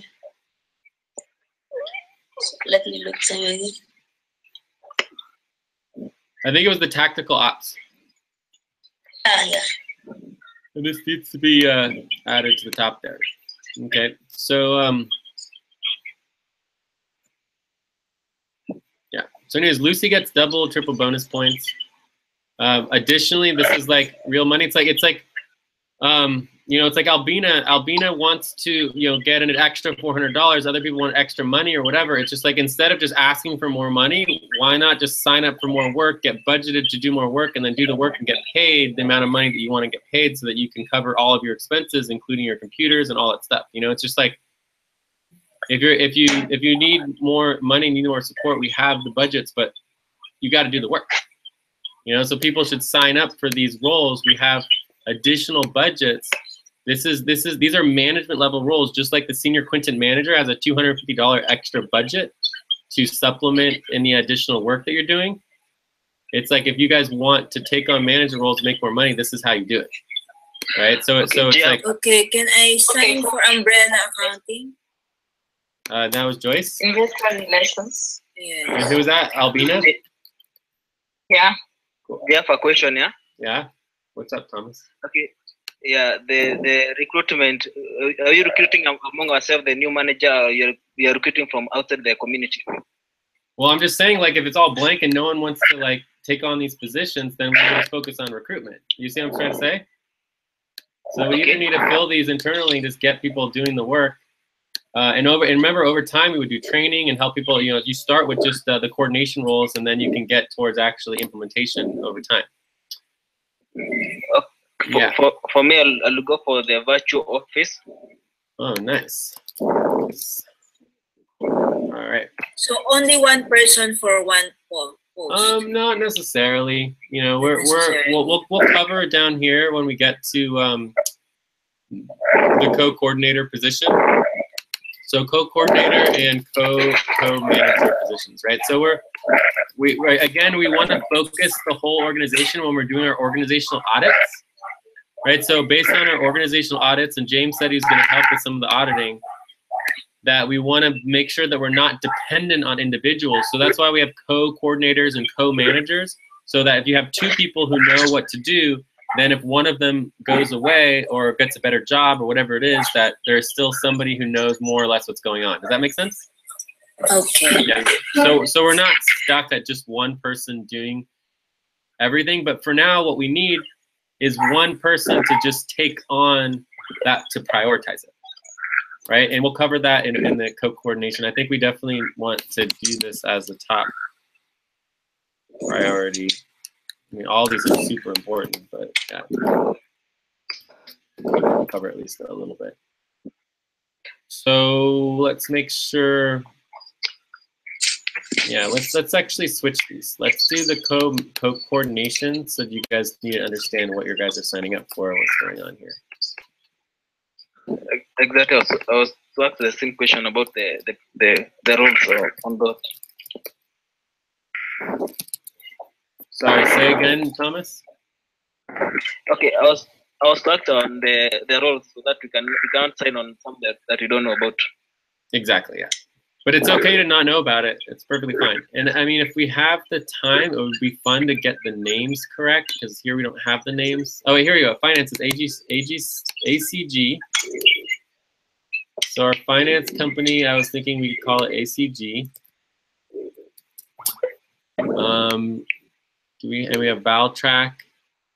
I guess we don't have anything for investor relations. So some of these actually will need additional names, but oh, and there's also this other one that's super, super key. So these smaller ones are much simpler and more focused. You know, so these are like the focused individual businesses, as opposed to these 5 are like the key components. Like all 5 of these have to happen to run a business to be successful. These are individual components that are much more focused and clear and understandable. So it's a lot easier to do. We just don't have as much of a budget for them.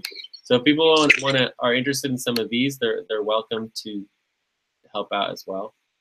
But I guess it's not as essential for the short term. But we'll get more into this in the long term. So accounting, budgeting, financing, payroll, treasurer, these are all specific types of positions. And there's one more that I haven't added in here that we need to add in. That's just like extremely important.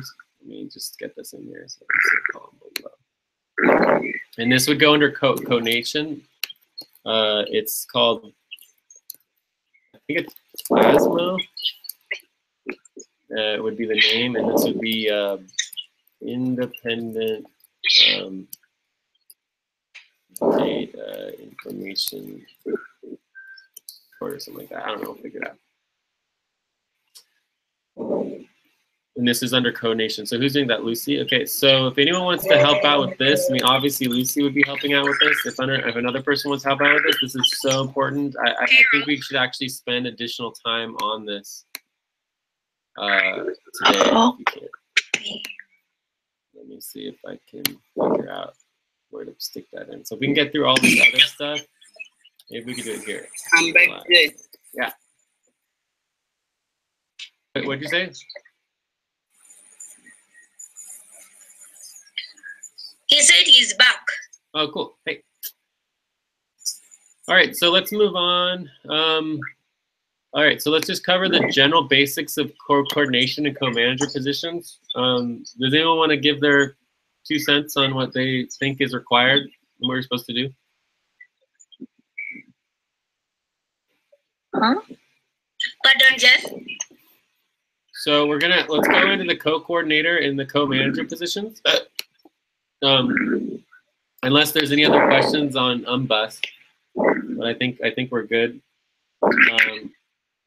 Also, another big one is value tracking, Valtrack, right, which is part of our umbrella financing and accounting. So this is going to be an important one as well, because we do so much value tracking as well as financing. Value tracking, also that. Yeah. Cool. So, anyways, my question is, can someone just kind of do their best on what do you think would be the requirements? This is the roles, the responsibilities, and the criteria, requirements, of a manager.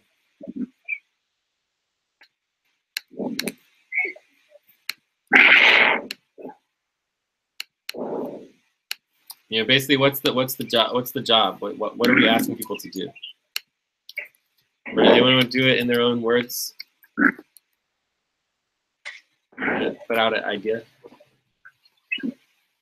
Okay, Jay, I can try out on that. Okay, manager is the person who supervises the responsibility of employees and and coordinate the employees how they do their work.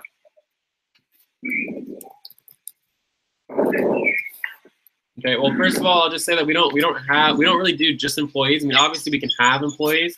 We call everybody a worker, regardless of whether they're a volunteer or just working for equity or they're an employee or whatever, or independent contractor. So we just use the term workers. But But yeah, I think that's pretty good. What is obvious about the context of what did he not say? That's just obvious.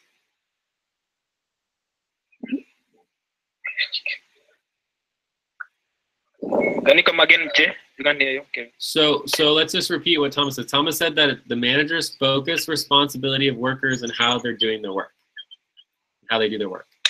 What is that? If that's what a manager does, and I think that's 100% correct, what does that mean a manager does not do?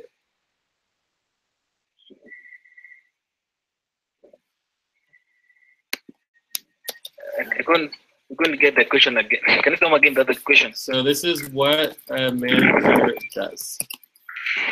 And I think you're right on. I think that's exactly perfect. So what does a manager not do?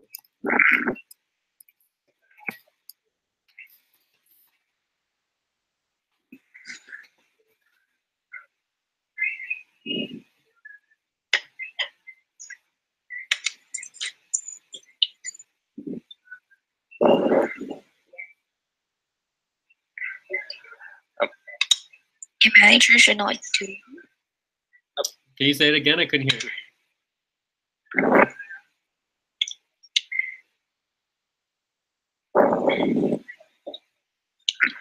So this would be a pretty simple question. The question is simply like, if what a manager does is focus the responsibility of workers and how they do their work, what does a manager not do? Okay, for my understanding, the manager doesn't do the real work. That's it. It's that simple, right there. Okay, so obviously, right? So basically, what a manager does is it assigns people work and makes sure that the goals are achieved, right? So yeah, in the context of what a manager can do, is a manager can technically assign themselves to do the work. You guys understand that? Yeah. Yep. So a manager can be both a manager and a worker at the same time. And a lot of managers are. That managers can't find somebody to do the work, and so they end up doing it themselves, but it's a different role.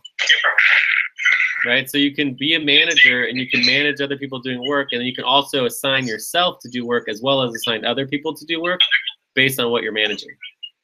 So there's two components to a manager, but the actual technical manager position itself doesn't necessarily have to do the work. It just needs to make sure the work is getting done.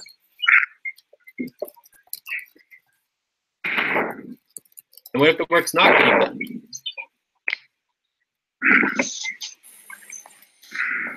Jay? Yeah? I think in terms of a manager, in terms of dealing with other employees, a manager does not play favorites. Wait, say that last part, the manager what? A manager does not play favorites. Does not play what rights? Oh. Favorites. Favorites. I can't understand. Favorites. Oh, that they don't have what, favorites? I think what James is trying to say is a manager is not supposed to not be biased. Yes, correct. Okay, well, I'd say that it's all about the goals, right? So, like, you know, to be neutral and fair and focus on the goals being achieved, right? So basically, if it's goal orientated, they can be biased towards the organizational goals and the needs of the organization to make sure the work's getting done, but they can't be biased in relationship to other ulterior motives or personal needs or you know, their own interests, and then that would be a type of corruption, right? So, but let's go back to this other question, which, you know, what if the work is not getting done? What is the manager responsible for? So that the manager wants to make sure all the work gets done, but let's just all step back for a second. We have about 100 times more work to do than we could ever do with the number of people we have, right? We have 10 people here, and there's like 50 positions, right? So that the probability that we get all of the work done over the next month or 3 is very low, right? So I think we can all get on the same page on that. We're all learning here. We're just getting started. So, you know, we're not, the expectation is not that all of the work gets done. So what if the work is not getting done? What is the manager responsible for? Yeah.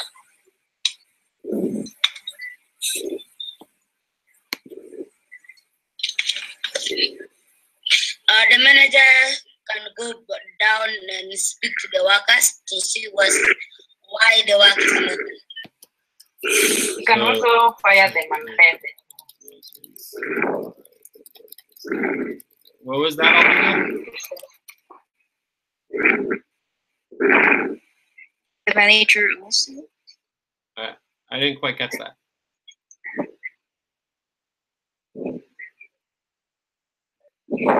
Okay, well, anyways, I'm just gonna tell you guys, like, okay, so yes, you can check with workers, but we are the workers.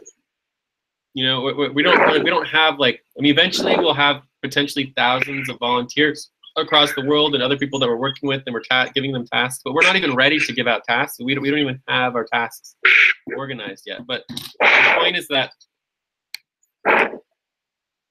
if the work's not getting done, the responsibility of the manager is to let one know.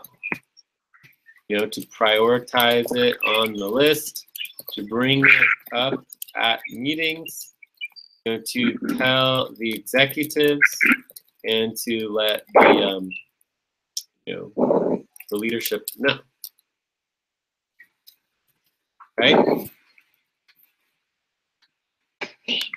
So let's take James, right?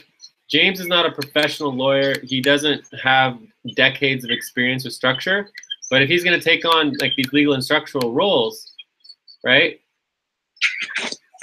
What his goal is to do, okay, here's the 30 things under legal and structural that need to get done for our clients, right? Which of them are happening and which of them are not happening? That is almost the most important question, so that we can actually prioritize, right? It's just like, it's almost like a checklist, right? A checklist of what is happening and what isn't. Or even more importantly than that, what is even on the checklist to begin with. So many times with a lot of these manager positions, we don't even know what's included in the position itself. Like, we don't even know what is on the checklist that needs to be reviewed to verify whether or not the work is even getting done in the first place. Are you guys following me on that?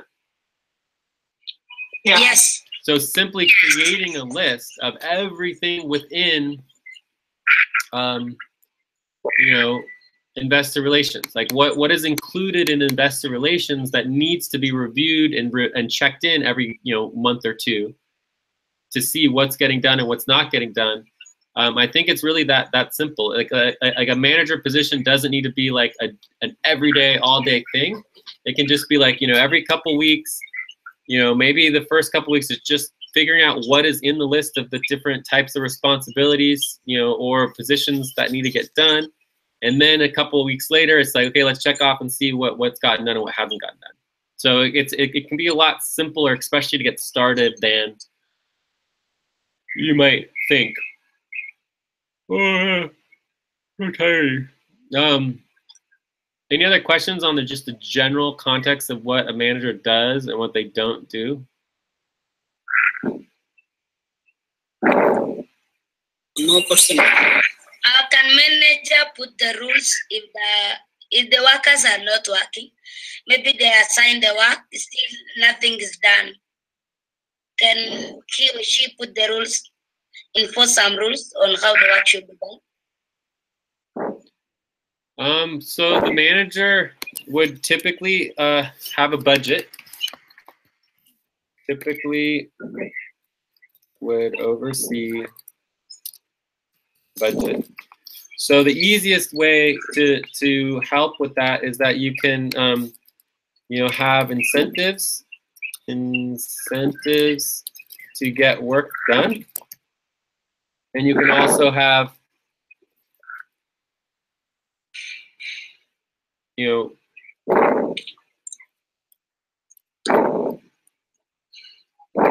can have like, I don't know. So the easiest, it's always easier to have incentives to get the work done than to punish people, right? Punishments. I don't even know how you punish people really, but like you can always tell people to stop working. In general, manager position in the ladder of the model, they come in the component of contribution rankings. So you can tell people what to do, and then you tell the HR ranking officer, right, who isn't doing their work, right? So you want to inform people that work isn't getting done, specifically the HR ranking people, and the HR ranking officer is the one who's supposed to be telling people to stop working. But if they don't know that people aren't doing the work, then they can't tell them to stop. So the contribution ranking people, which would be the managers, would be telling people what to do, and then if they're not doing it, then the HR ranking people need to be informed and should be telling them to stop. Does that make sense? Yes. But there's a balance there, because if the managers just are telling people to do too much and it's like overwhelming, the HR ranked officers are there to balance out, so that it doesn't get corrupted, because you don't want people to just be attacking each other. You want to have two eyes on it, So, and you technically can have some people who are both high-level contribution rankings and HR rankings, but that is more difficult. So anyways, I think we got a pretty good start on this. The next thing in terms of like the aspects here would be, roles. Like each position, each manager position should have a clear role. I think it also would have a role and description, right? So this is actually one of the roles of the manager position, is to help write down, like learn about the position. Learn about the position. How do you learn about the position? You prioritize it. Prioritize during buddy team sessions and during weekly meetings, right? To learn more about it and then document it, write it down, and then help build the description, right? So you just need to prioritize it, learn more about it, do the research, ask questions, write Jay emails, right? Write Jay a Skype message, ask about your position, right? The more active and engaged you get with the position, the more you're gonna learn. So if you just don't say anything, you never write a message, you never bring it up at a meeting, you never actually talk about it, you never prioritize it, you're not going to learn anything, right? The only way you're going to learn about the position and what you need to do is just by bringing it up and talking about it and supporting it and prioritizing it. Yeah. Responsibilities. So every position will have a list of responsibilities to delegate, or to take, you could also delegate it to yourself, assign yourself or others to take on the responsibilities. And then of course the overall responsibility is to know what responsibilities are getting done and what isn't, and then report back. Make sense? Yes. Yes. Cool. Criteria.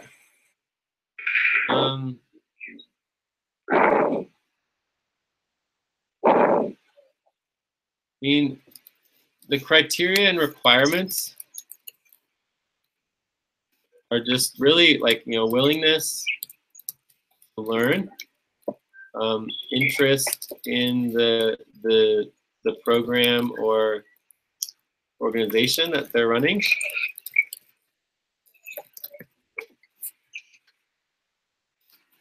and just flexibility and communication skills. Availability also. Well, you need to be available to attend the meetings where we know the topic will come up. You know, so if we know that we're planning a topic on value tracking, and value tracking is going to be this really big, you know, discussion or session, and then we let people know about it in advance, you know, it's like you need to come to that session if you want to oversee value tracking, you know, but minimally it's like, you know, watch the videos. If you can't attend, be sure to watch the videos. And I think it's available. There's only a few positions that are only like level 4, right? Like the senior manager position is only level 4, but most are also level 3, right? So you can come in immediately and jump into a manager position. There's and executive positions. We're going to cover executive positions at the Venus session. Executive positions are just as important as manager positions. It just has a very different role of what it's doing. And executives are more involved in decision making. Like this one for Umbug Core, this probably requires level 4, right? But all these other ones can be level 3.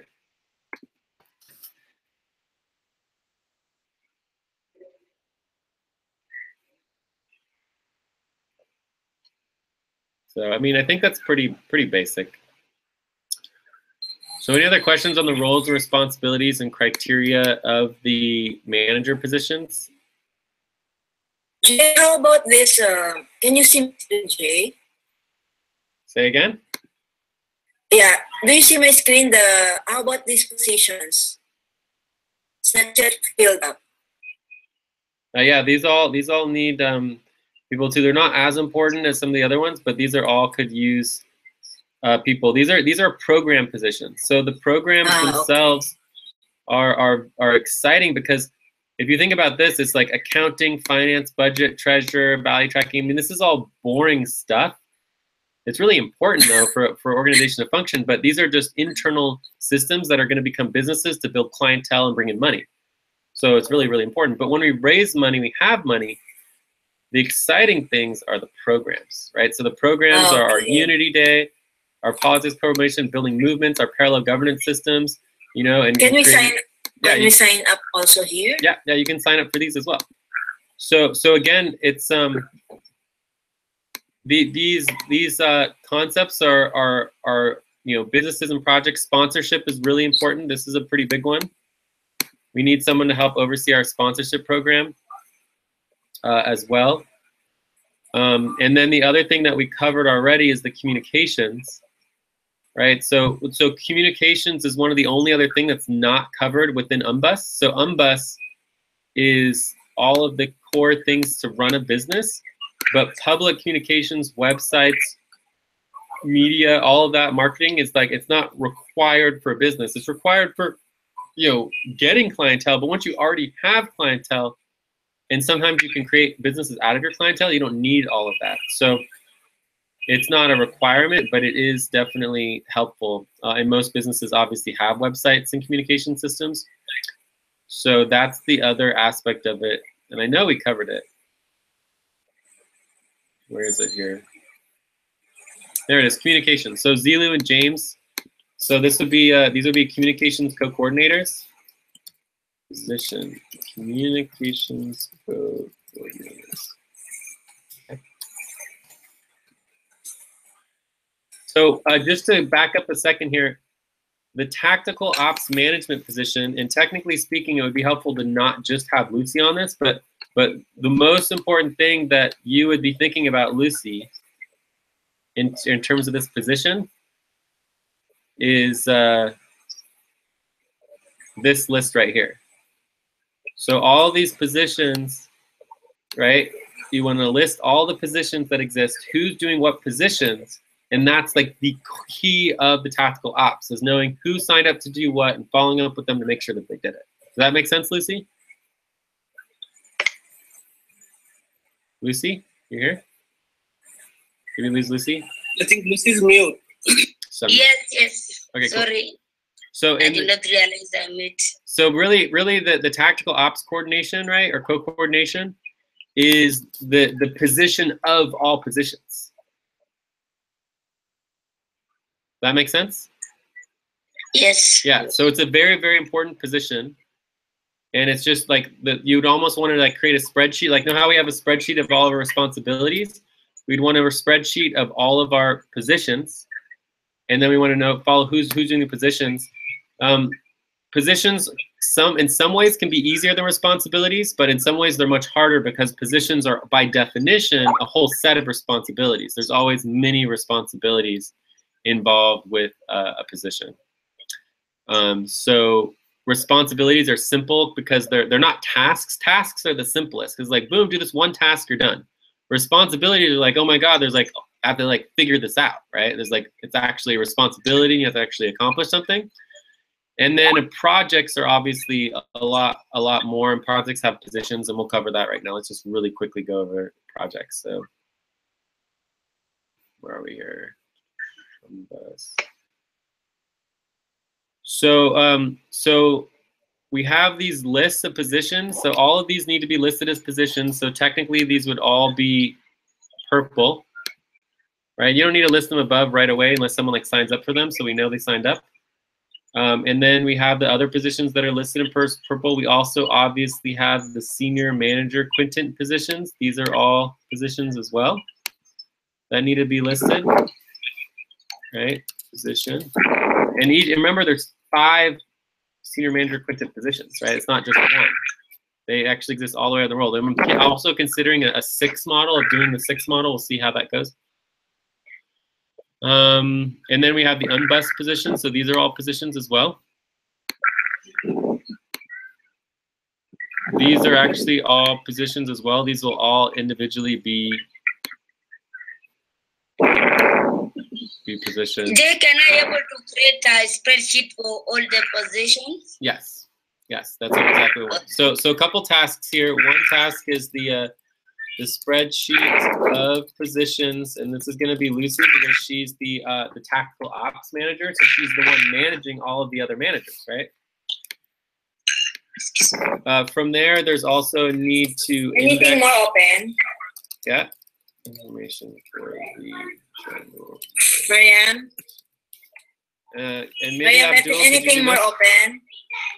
If you can mute. Marianne? If you can mute Joyce, that'd be great. Anything more open? Joyce. Please mute. All right.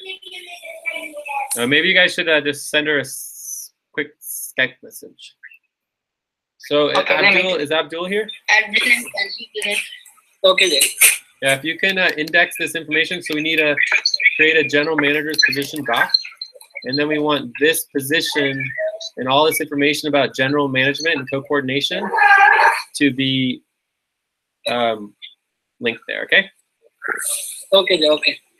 All right, so then the last thing I want to mention is with the projects, right? So everyone should know that we have lots of projects.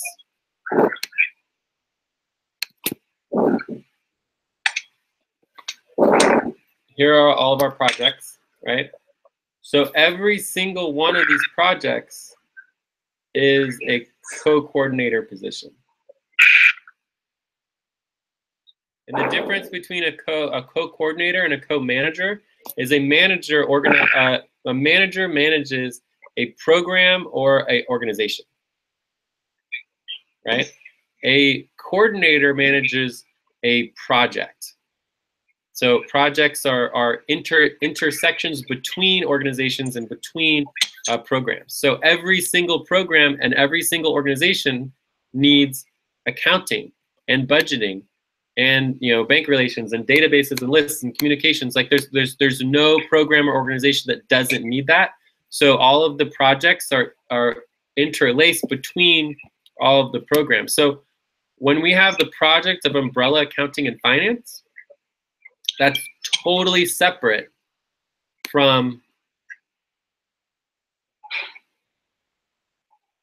the umbrella accounting and finance AGC company that we're building to oversee the client work, right? In our public interface. Do you guys, does that make sense, or should I explain that better?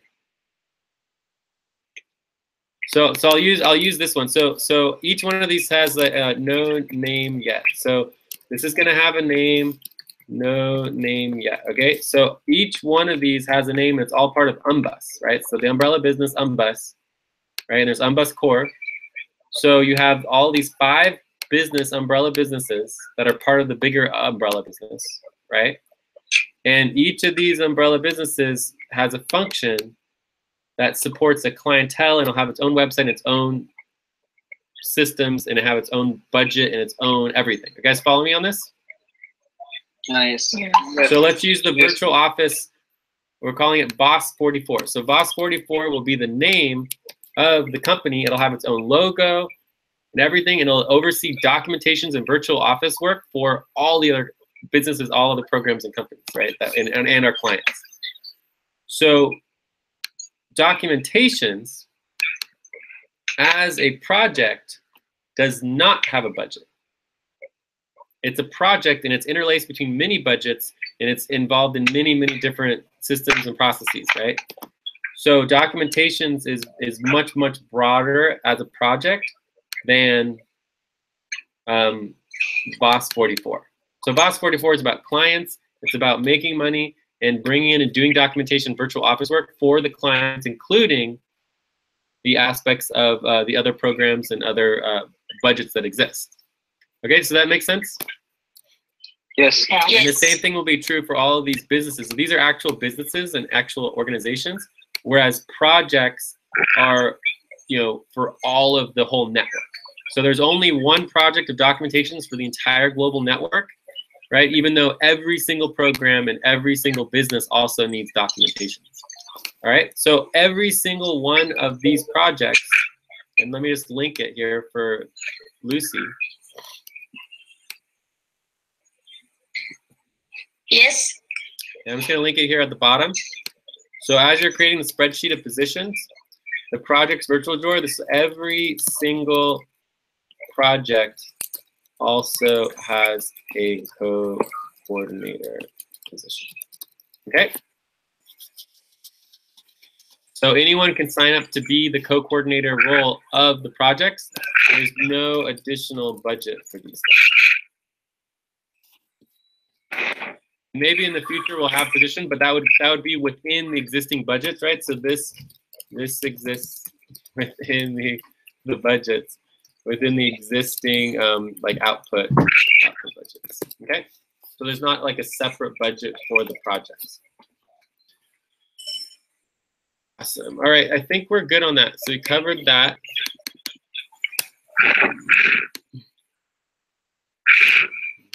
I would love to go over Plasma, but we're at 2 hours. How are people feeling? Maybe we should take like a little. If someone can remind me to do this, like put on next steps. Next steps, health and wellness, and we want to add 30-minute stretch breaks at the top of the hour and bottom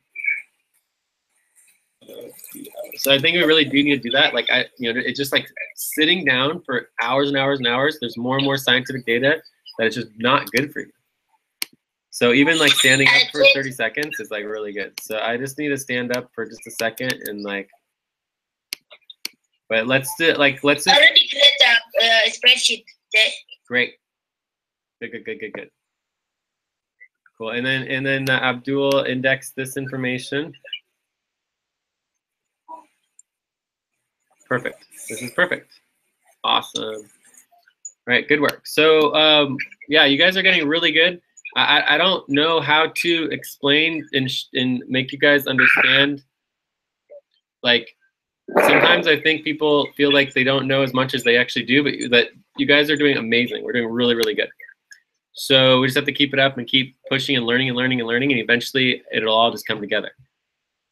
So, yeah. So anyways, like, every 30 minutes we should be standing up and like stretching and taking a quick like, minute break so that people, if they need to go to the bathroom or whatever. But I'm down to do like another like maybe 20 minutes and then finish and be done.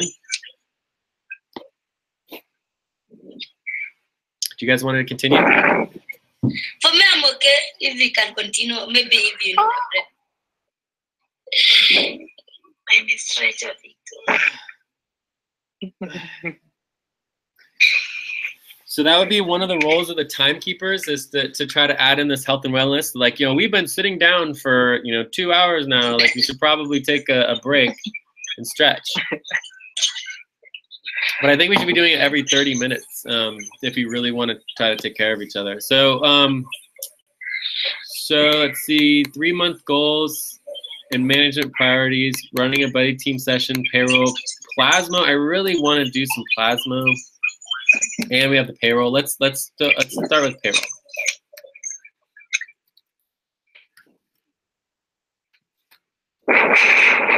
So does anyone need a little more time to stretch or go to the bathroom or anything?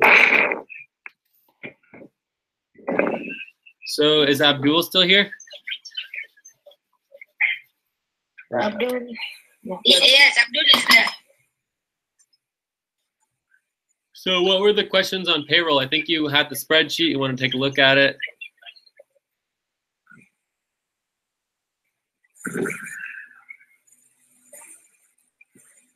Abdul, are you there? Yes, I was just linking.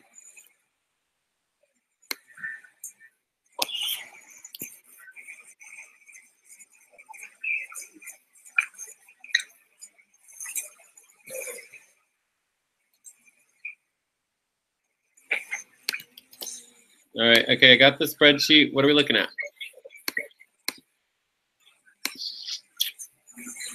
Just week 3 and 4. I hope this week 3 and 4 are correct. But why would we even look at week 3 and 4 until the end of the month is done?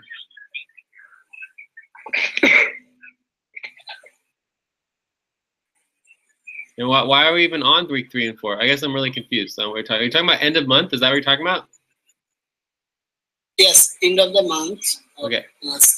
August and September. Yes.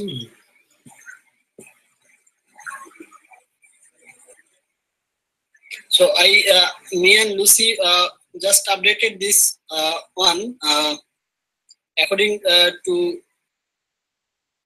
the last end of the month, 1 to 5, July and August. And if you see that, I think I just follow the rule of the previous month. And I hope that follow 3 week 4 are correct.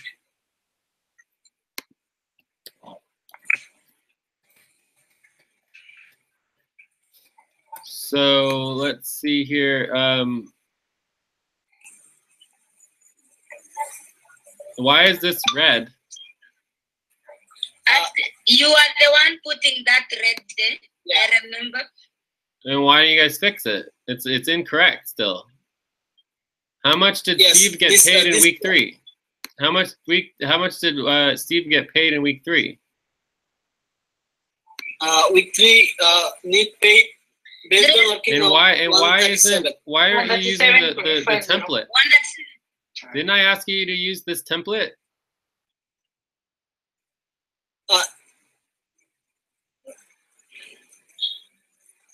So it says paid week 2, paid week 3. The payroll pay sheet. Follow the pay sheet. But remember I told you to use this template for the new template for the end of month. I just follow this on because. No, my question was, do you remember that I asked you to use the new end of month template with this one?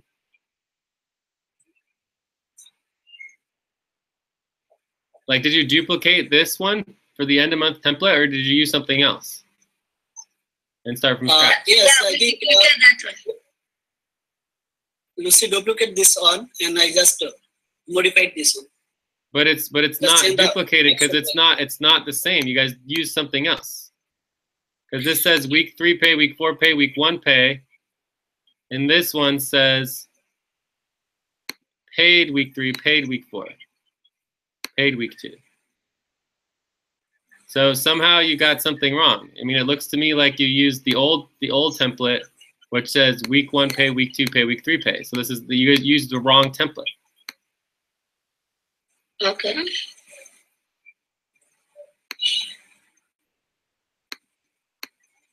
So I mean, anyways, the point here is that, you know, this is not the week pay of how much the person's supposed to be paid. It's how much they were actually paid.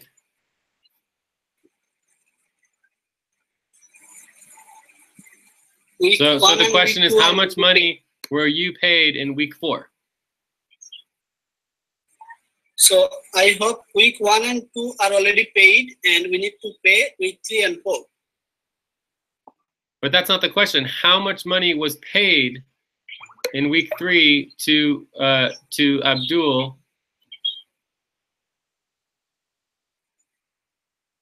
How much money was paid to Jorge on week 3? How much money was paid to Jorge in week 4? Yes, I think these two are updated according to our weekly pay sheet. But that's not my question. My question was, how much money do we pay Nelly in week 3? It is 136.45. Yeah. And how much money would you bet on that? I think for Nelly. How much money of your personal money would you put down and bet that we paid Nelly $138 in week 3? Yes, I think Nelly is. I'm not talking about thinking. I'm saying, would you, if you like? So there's only 2 possibilities. Either 1, we paid Nelly the $138, or 2, we didn't. So would you cancel the rest of your month's pay and not work for a month based on your saying that she was paid? Do you believe that much that you know for truth, in fact, that Nelly was paid $138 in week 3? Would you bet a month pay on that? Like, did I not hear you guys just say that Nelly was paid in week 3 $138?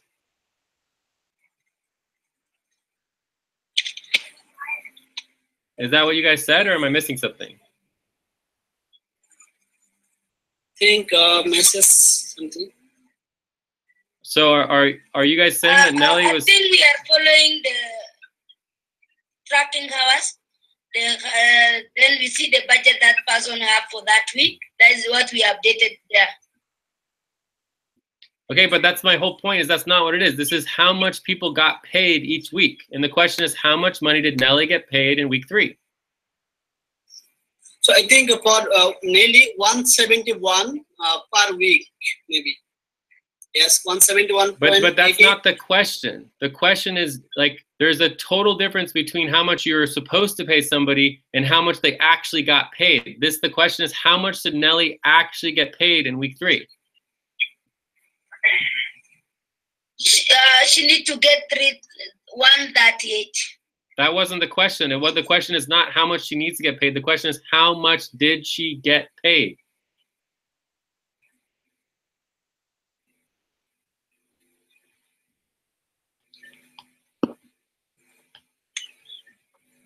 I mean, do you guys understand what finances is? Like, you either pay someone or you don't pay someone. There's no question of if, should, need, whatever. It's either they either got paid or they didn't get paid. Well, got paid is pay for work. Say what, Zilu? The pay for work amount will be paid. All right, well, let me start over again, because obviously you guys are like not understanding this. So the first column is you verify, making sure that all of their time is correct over the month. If it's correct, then you're good to go, and that's verified, right? Then with the monthly pay, which is different than every other part, every other week, it's just the focus of the week. But for the monthly pay, the end of the month, we don't do it by week. Does anyone want to say why we do it by month instead of by week?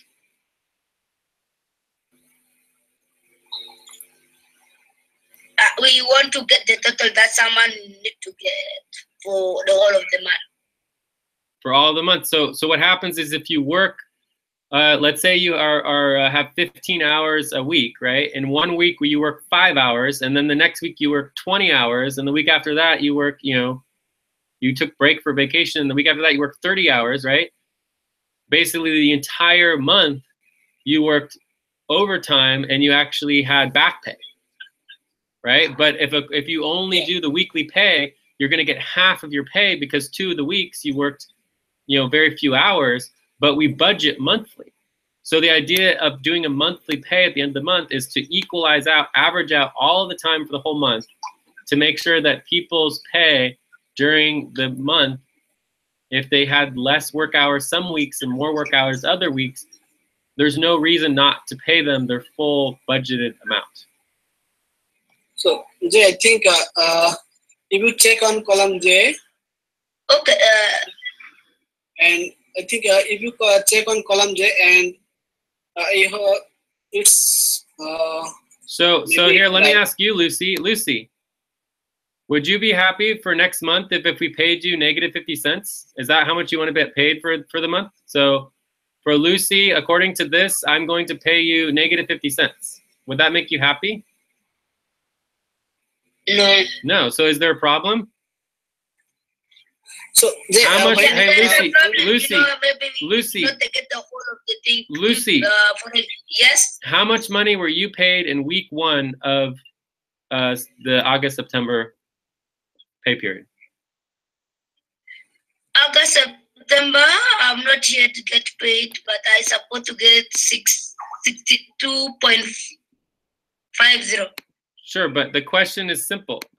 How much money were you paid in the first week of August-September budget? I'm not yet paid the same amount. How much money were you paid the first week of the August-September budget? I'm looking for a number. I want a single. 62.50. Okay, so you got paid. So we don't owe you that money anymore. You got paid. So how much money were you paid in week 2? 62.05. Okay, so we paid you for week 2, so that means we don't have to pay you for that anymore. How much money were you paid in week 3?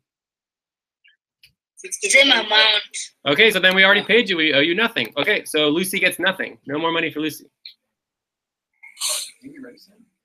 I'm not yet paid for that. No, not ready. I'll be done with this in a half hour, and then we'll be ready to go in an hour. How much it's really working.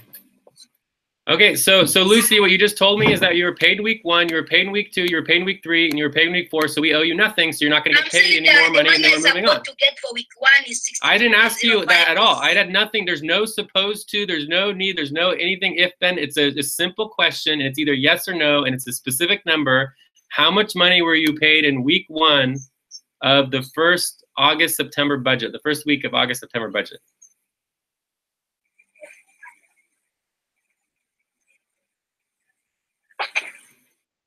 So, Jay, can you check on week 4 for Lucy? I'm not yet get paid for that month. But that's not my question. My question is, how much did you get paid in the first week of the August-September budget? It's a number, an actual number. Yeah, 62.5. So Lucy got paid the first week. So how much did Lucy get paid the second week? Same amount, 62.5. Okay, great. So we paid the second week. How much did Lucy get paid the third week? 62.5. Oh, wonderful. Okay, so we paid her the third week. How much did we pay Lucy the fourth week? 62.5. Okay, great. So Lucy was paid the whole month. So we owe her $0. Lucy doesn't get paid nothing. Are you happy, Lucy? Are you happy, Lucy? We're not going to pay you any more money. Is that good? Because we already paid you. No, Lucy's not happy. There's a problem. Okay, let's try again. How much did we pay Lucy the first week? 0. 0. How much did we pay Lucy the second week? 0. 0. How much did we pay Lucy the third week? 0. 0. How much did we pay Lucy the fourth week? 0. Then the total will come up to. Then maybe if you put zeros, the total won't be 0 at the end. And then we would actually pay Lucy something. Instead of negative 50 cents, maybe we'd actually pay her something. So you guys aren't using the format. The format of the new format for the end of month is you put the total amount of money that the person was paid for the whole month of what they were budgeted and the work that they did. And then you say how much they got paid each week, right? And then you have the difference of how much they have left that they're owed, right? So Zilu was about $312 the previous month, July, August. The first week we paid him 14. The second week we paid him 63. The third week we paid him 62. The fourth week we paid him 62. And the fifth week we paid him 63. And we still owed him 47.44. Does that make sense?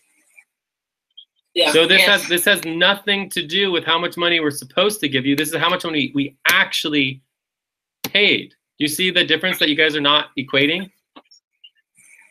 So we can't know how much we have left to pay somebody without knowing how much we actually paid them. So you actually have to look at the finances and see how much we paid people to be able to fill in the end of month. And it's very different than any other month.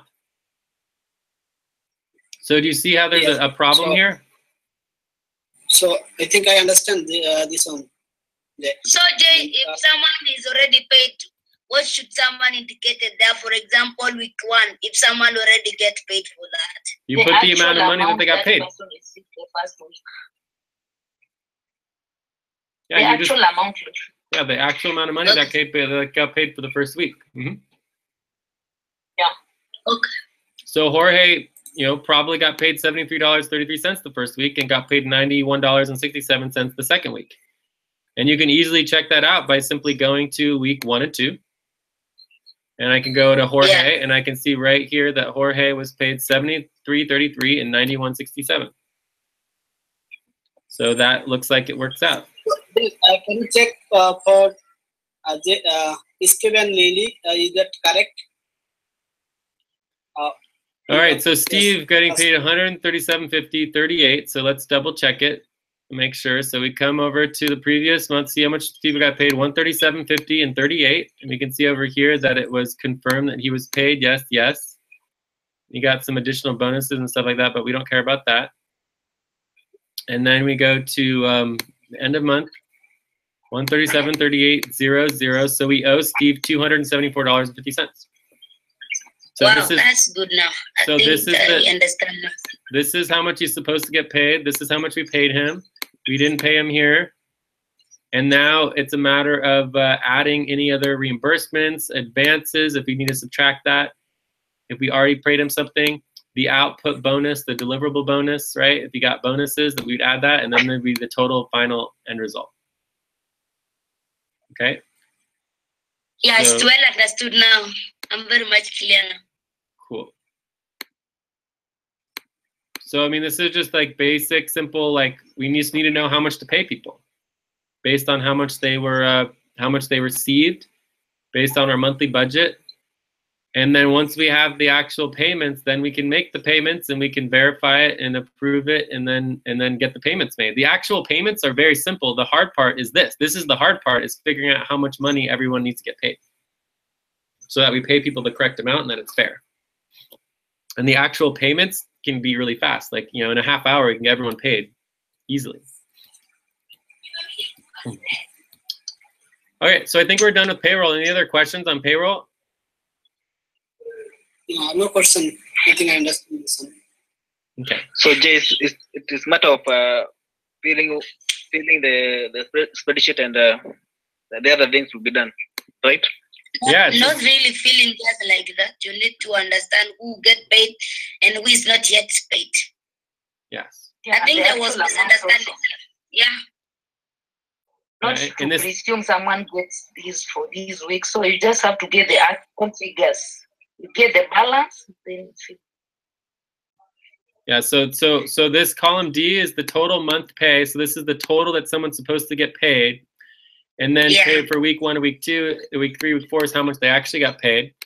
So for example, me, I get paid an ether and I'm getting paid 208 ethers per week. So this would be 208, this would be 208, this would be 425.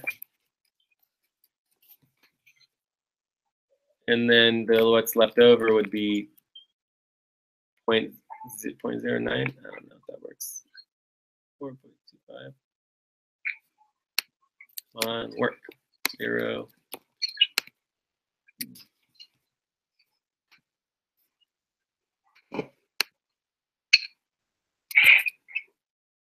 Oh no, this would be 8.5.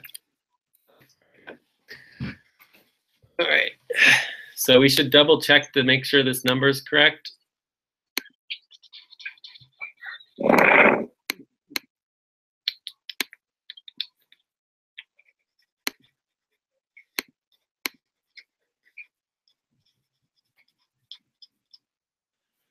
All right, cool. So anyways, I think we're good on payroll. Any last questions on payroll? And although this needs to be filled out in terms of like how often these people are getting paid. A mistake. And make sure they're updated on the yeah.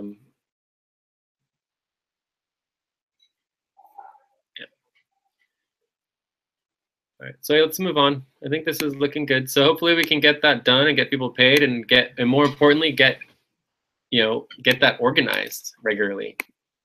And payroll is a payroll is a responsibility. The payroll verification stuff is a responsibility, but there are some positions here that we're talking about managing. Well, there could be a treasurer support role, support manager, and then there also is the actual treasurer, right? So co-treasurer, and we're talking about a treasurer role related to like weekly payroll and also quintant finance support. Anyways, we'll figure that out over time, but Steve has been interested in potentially taking that on, so that's something that if people wanted Steve to start controlling some of the money, that's also definitely an option. All right, so I mean, I think that we should just go ahead and wrap up and check out here, because I think there are other things I would really love to go over, but we went over so much already. It's probably a massive amount of information. And just to kind of summarize, it's just like there's so much that management requires to understand, and it's just you can't get too focused on any one thing. I mean, there's just dozens and dozens of things that need to be managed and coordinated across the world. So it's just try to like think about management as if it wasn't work, right? Because as soon as you focus on the work for each one of those roles, it's overwhelming, right? But if you just like think about it as like checking things off the list, it's not as bad. And the only other thing is that the plasma thing, I feel, is like, oh man, I wish I had time to go over that. Hopefully I can just go over it with Lucy more, but this has to do with our executive and membership models, membership and boards, right? We're gonna be running these executive systems. I think actually James might like to get some more information on that too. I think you would be good on plasma as well, James, because since you're interested in some of the executive roles and membership roles. But yeah. All right. So any other questions on anything? Because we're time to check out. So just a request, can you check the payroll pay sheet again? I just all is complete maybe. I just modify that one.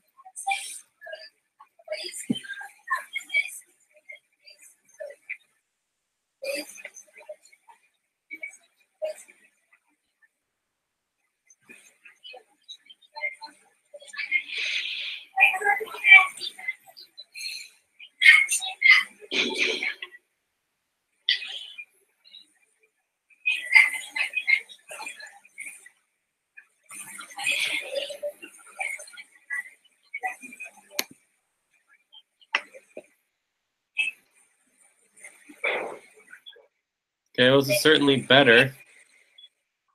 Making progress. Thomas, this is good. Yeah, I think this looks better. And then now it's just a matter of getting all the other stuff. So there's the advances. I'm not sure we get 18 and 22.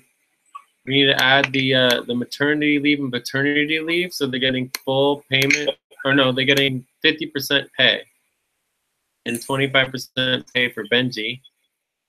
And then we need to double check on these output bonuses and deliverables bonuses. I feel like there might be something for Steve as well that I would double check here.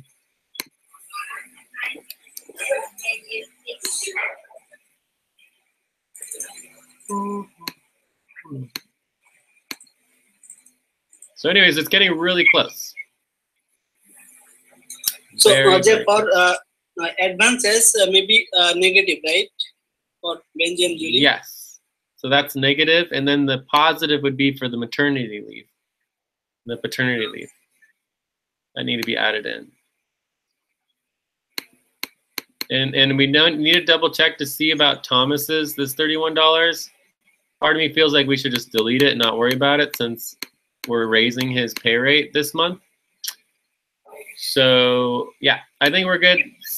So we're getting really close. Let's just keep pushing it. We can hopefully get the payroll done later today, if not, or tomorrow, because it looks like we're really close now, which is great. And I'm also going to be doing the exit payroll today, so that's going to happen. But any other things before we check out? Okay, so we need to check out. Okay, cool. So I'm going to check out first, and then I'm going to hand it over to James. So I'm heading to LA. And driving down to LA like right now, so I gotta get going right now, and so I'm not gonna wait for everyone to check out.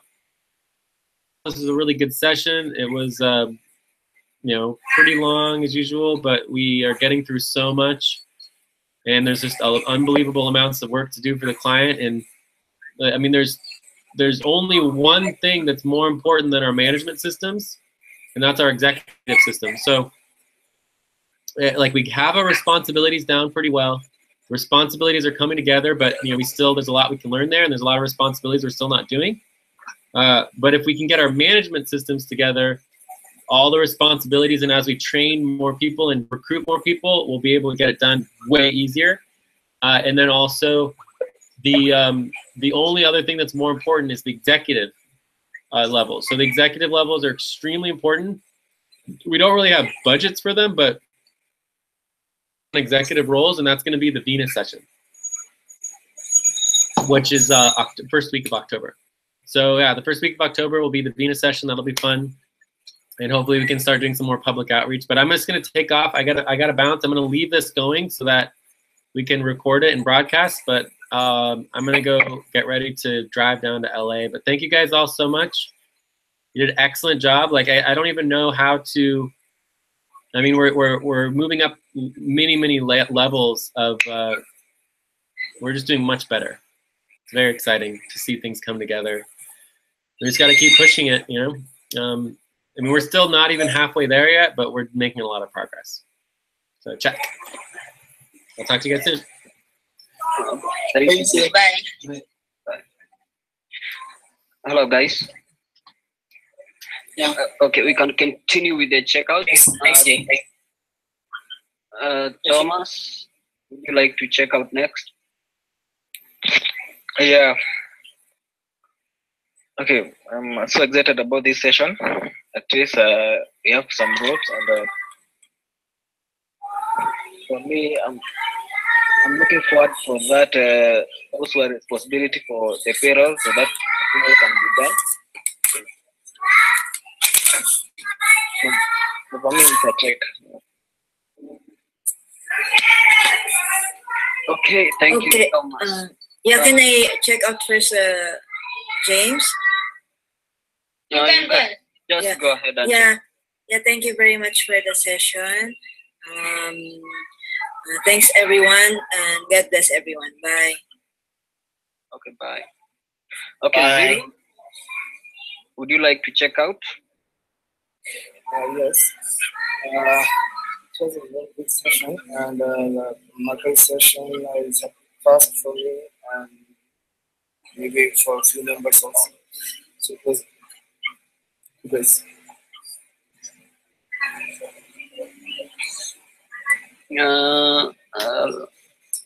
Okay, thank you, Zero.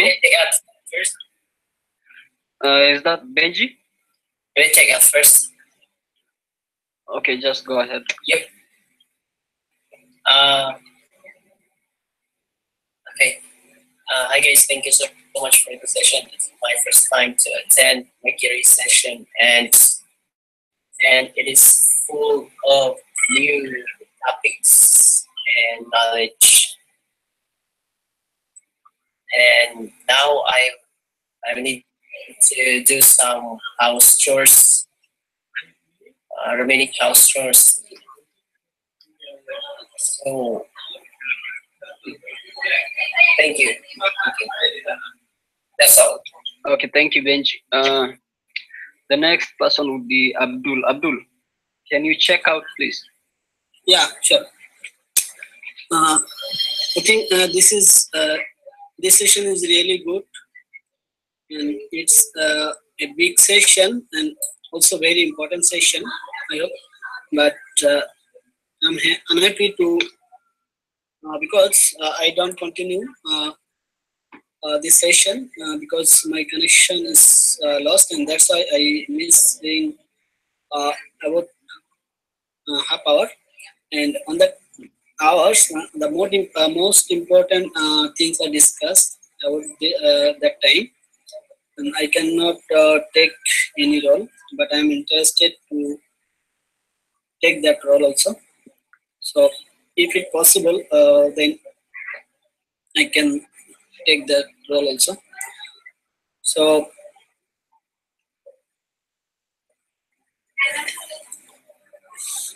I also thanks to Jay for organizing this awesome session. Thank you, guys. Thank you all. Okay. Okay. Thank you, Abdul, and sorry for the internet issues. Lucy, would you like to check out next? Yeah. Thank you all guys for today.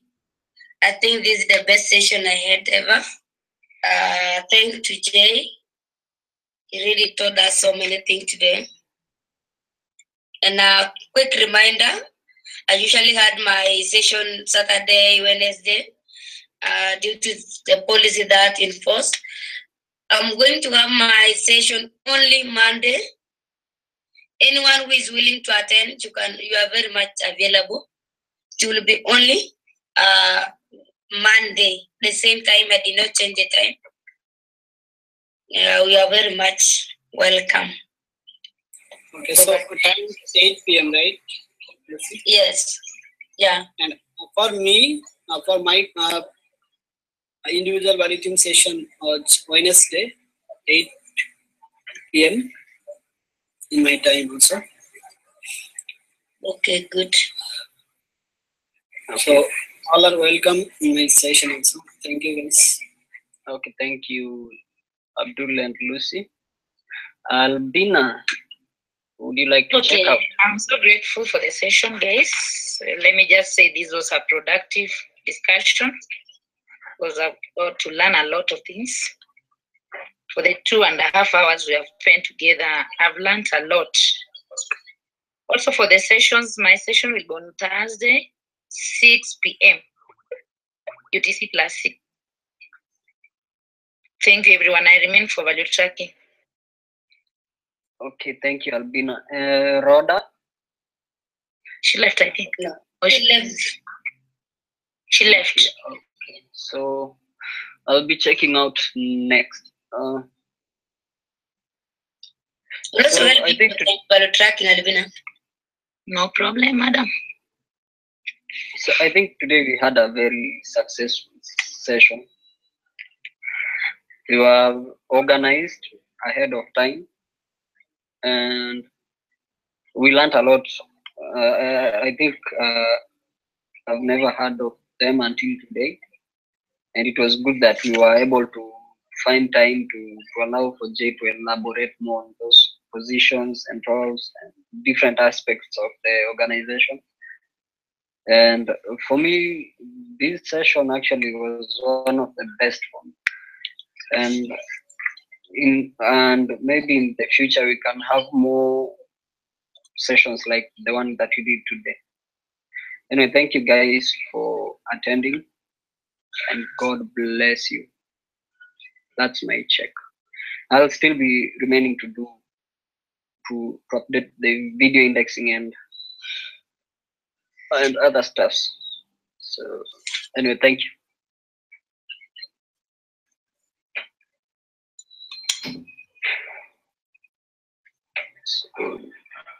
So at least I think the session has ended.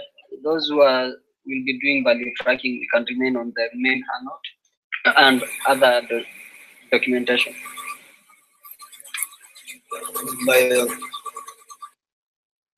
Zilu, can we know when you will have your session, please? You have gone. That was quick. Okay. Sasa Jay tutamtoaje hapa?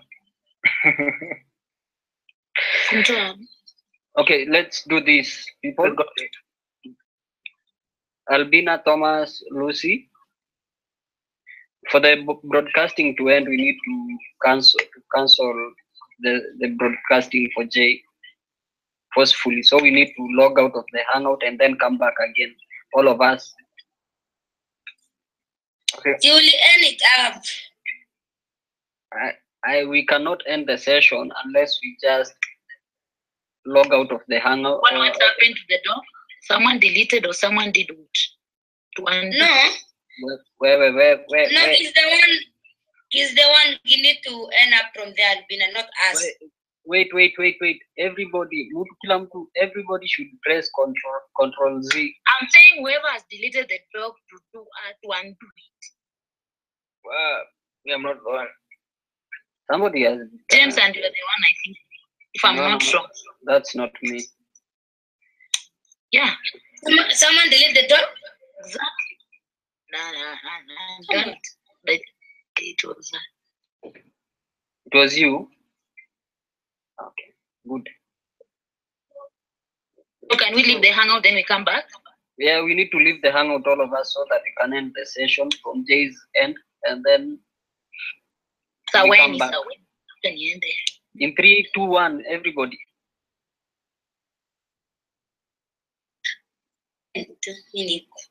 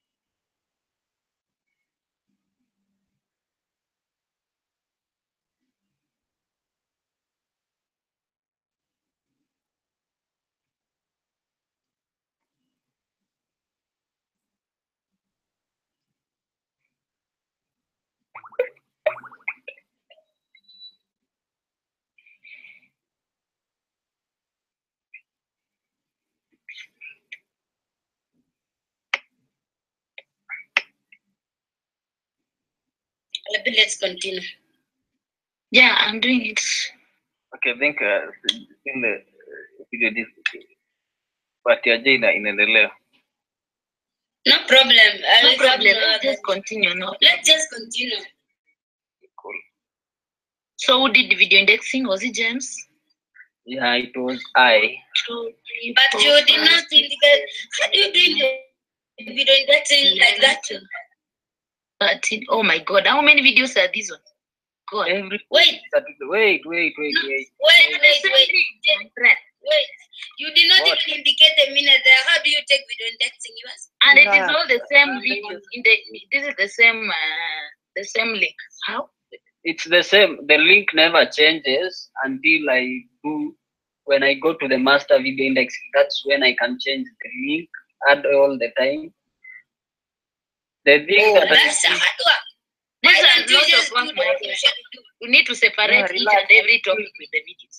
Now you did the whole thing and just separate. You see, minutes that I've added, like desired outcome 10 minutes. That means that we get desired outcomes when we were at 10 minutes of video recording. So Mercury session topic was discussed from 21 minutes. This other way of taking video indexing. What about running by the team? There is nothing there. Even this is not even supposed to be there. Running by the team, there is no minute, just nothing. Can you check that on the lesson? Even for the 1 minute we are having with these subtopics. Jay said that I should index everything separately. But this is not separate. This one link. This is not separate. Just relax. Relax. Okay, I'm relaxing then. And let's do our video indexing. We'll have other things to do. No, I want to put the points. I want to count how many are they. 1, 2, 3, 4, 5, 6, 7, 8, 9, 10, 11, 12, 13, 14, 15.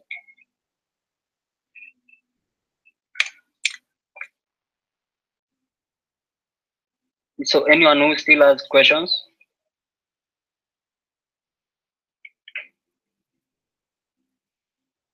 Nope.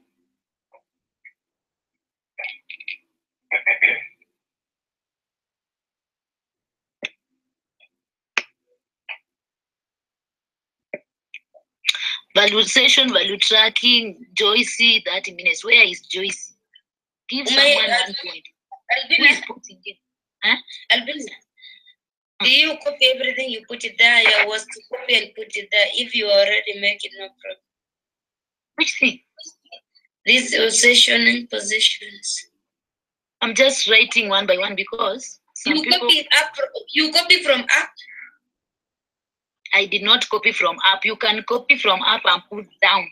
Down. Don't delete those ones because I already filled. Why don't you just copy from up? Then we add the positions and everything. No problem. I'm saying when you copy, just put down. They haven't copied anything. I said if you copy, put down. Because I'm feeling already almost reported. No need. It's still. No, I know the position, so no problem.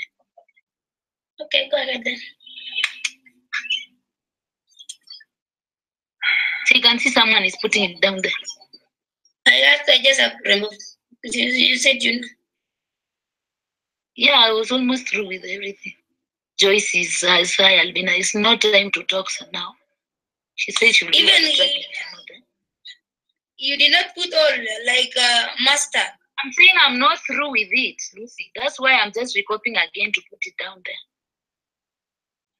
That's why I'm asking, why are you removing it again? You copy it, then you remove. I said when you copy, don't delete the others. Just put down.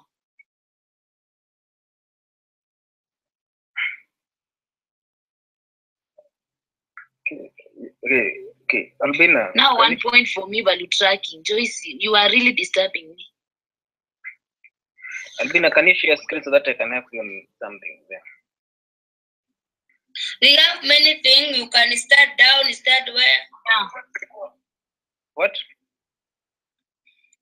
You can start anywhere. Cool. As long as if you understand the value tracking, no problem. Just copy. It's not necessarily I share the screen.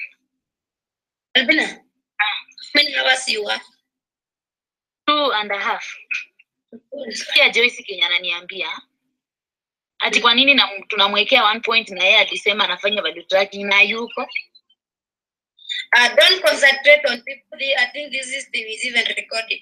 No problem. Someone who is complaining, there's nowhere to complain. You should understand.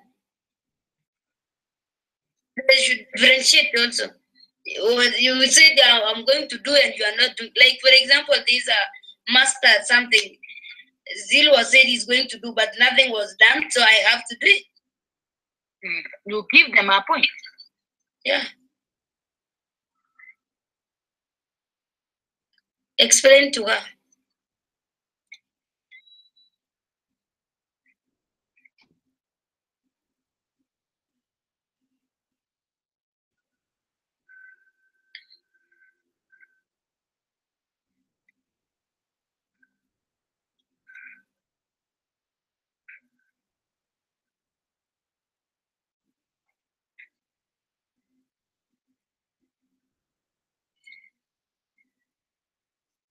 Okay.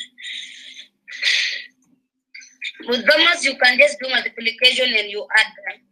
That's what I'm I doing. think no one was midnight.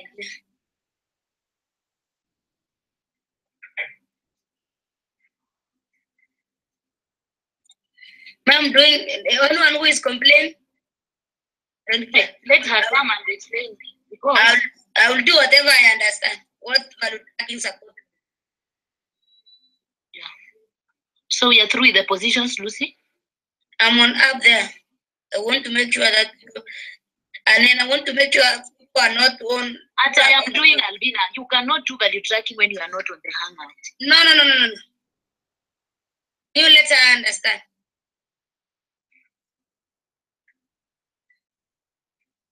These are people who are disturbing.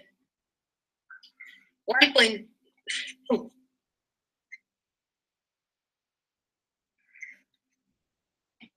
If I don't do value tracking, I usually just get out and stay. I think I will spend like 2 hours, Albina. Yes.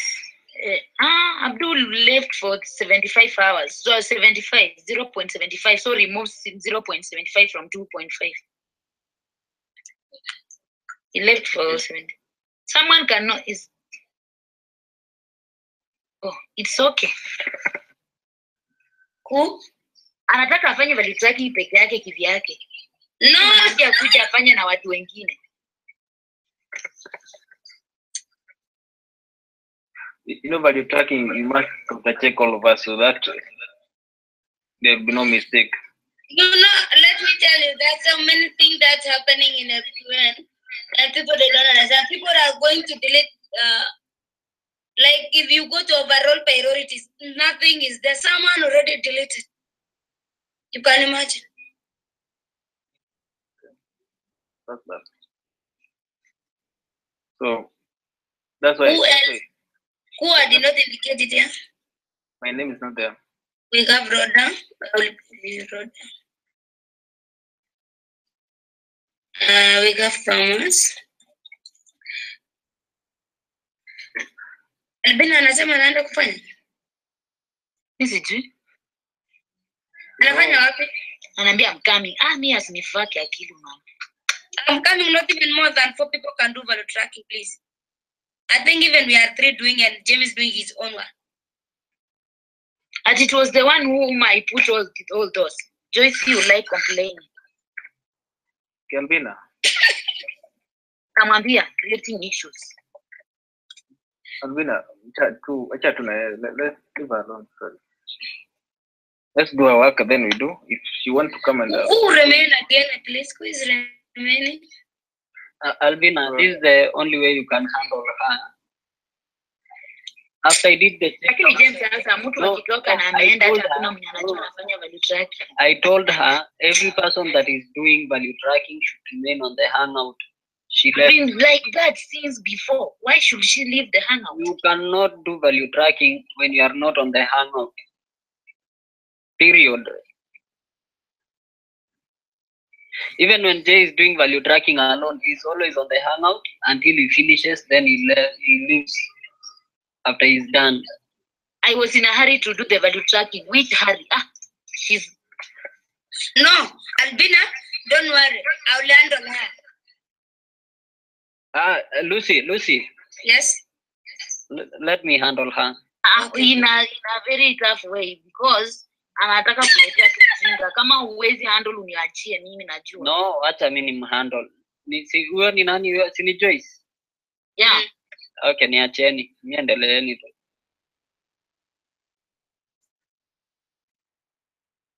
Rhoda was, I think, 1 hour. For 1 hour before she left. Yeah. I know. Yeah. Did I leave anyone out? We have James, we have Joyce, Zilu, Albina, Lucia, Benji, Abdul, Rhoda, Thomas. Who else? No one knows on that. Let me go to check in.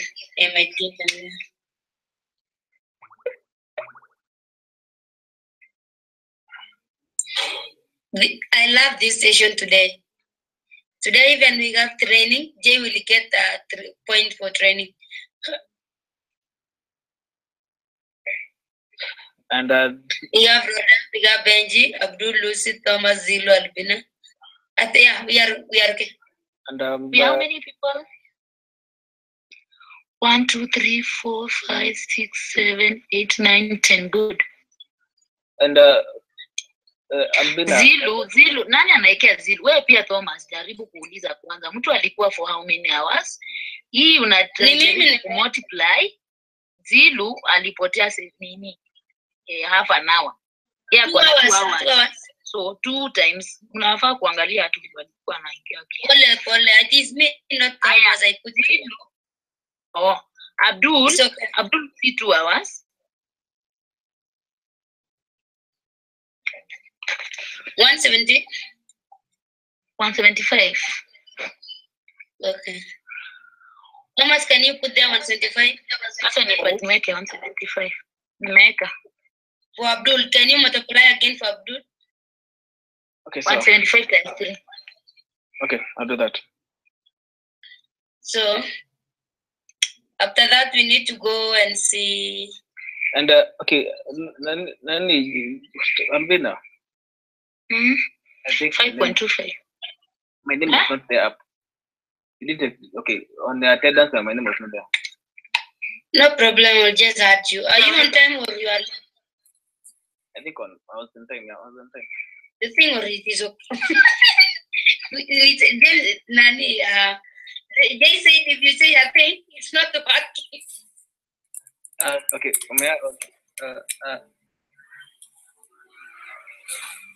Joyce? Yeah, I'm here. Okay. I've been the one doing it all since I left. I thought. But why did you leave the hangout when you know evaluation? I did not know yet. I did not know that value tracking. You know, and it's doing the value tracking. You do it when you're not supposed to leave that way. Wait. I did not know that I have to be in the hangout. That's all. Don't make it too big. That's all. That's the only reason. Thank you. Okay. So, okay, we are 5 of us doing the value tracking. No problem. We need to stick where we are. No problem, you know.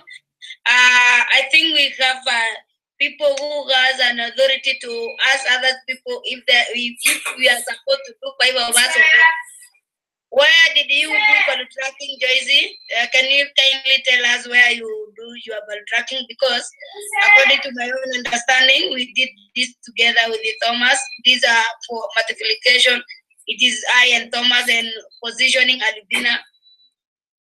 Where are you do that? Can you show us where you do?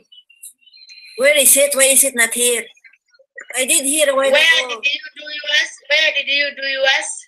I did it here in the Mercury session, Doc. Where is it now? Yeah, I know. I understand. Where exactly? Yeah, where is which it now? Part were you? She's asking which part were you feeling? Which part now? Yes. Yeah. Yeah, I made all this 2 times something. Where is it now? Joyce. Better do it, guys. I don't know where the one I put now. Joyce. Okay. When you're doing value tracking, yeah. First thing you're supposed to know is, you must be left out. Okay, on the hangout to do the value tracking, right? Yeah, now I know. Now I know. While ago I did not know. Sorry. The second thing, you must indicate that. Okay, you must indicate your working place. Okay, when you say that you have multiplied something, I don't know why you're multiplied, I don't know what you're multiplying. James, before you continue, I told you already that I know now that I have to be in the hangout. A while ago, I did not know. Okay? Okay. Joyce, that's Thomas. Thomas. Yeah, I told already that I did not know. So please don't make it big. Okay, cool. It's only a very, very small issue. So I just did not know that I have to be there. Jay. So I'm about to take off here. It sounds like you guys are done and just working on value tracking. And if there's the need for 5 people to work on value tracking simultaneously, you guys should still break up into buddy teams after the session is over. So you'd have one group of 3 and one group of 2. Otherwise, you would just leave one buddy team to finish up as needed. But just remember that sometimes it'd be easier to deal with things in buddy teams after the sessions. Okay, so someone could always go to the secondary hangout. But I'm gonna take off here, and good work. Jay. Yeah. Can you remember to end the broadcast because it's still live? Well, yeah. I mean, it's still live for a reason because I was just out, but now I'm gonna end it right now. Okay. Okay. I'll talk to you guys later. Bye. Bye.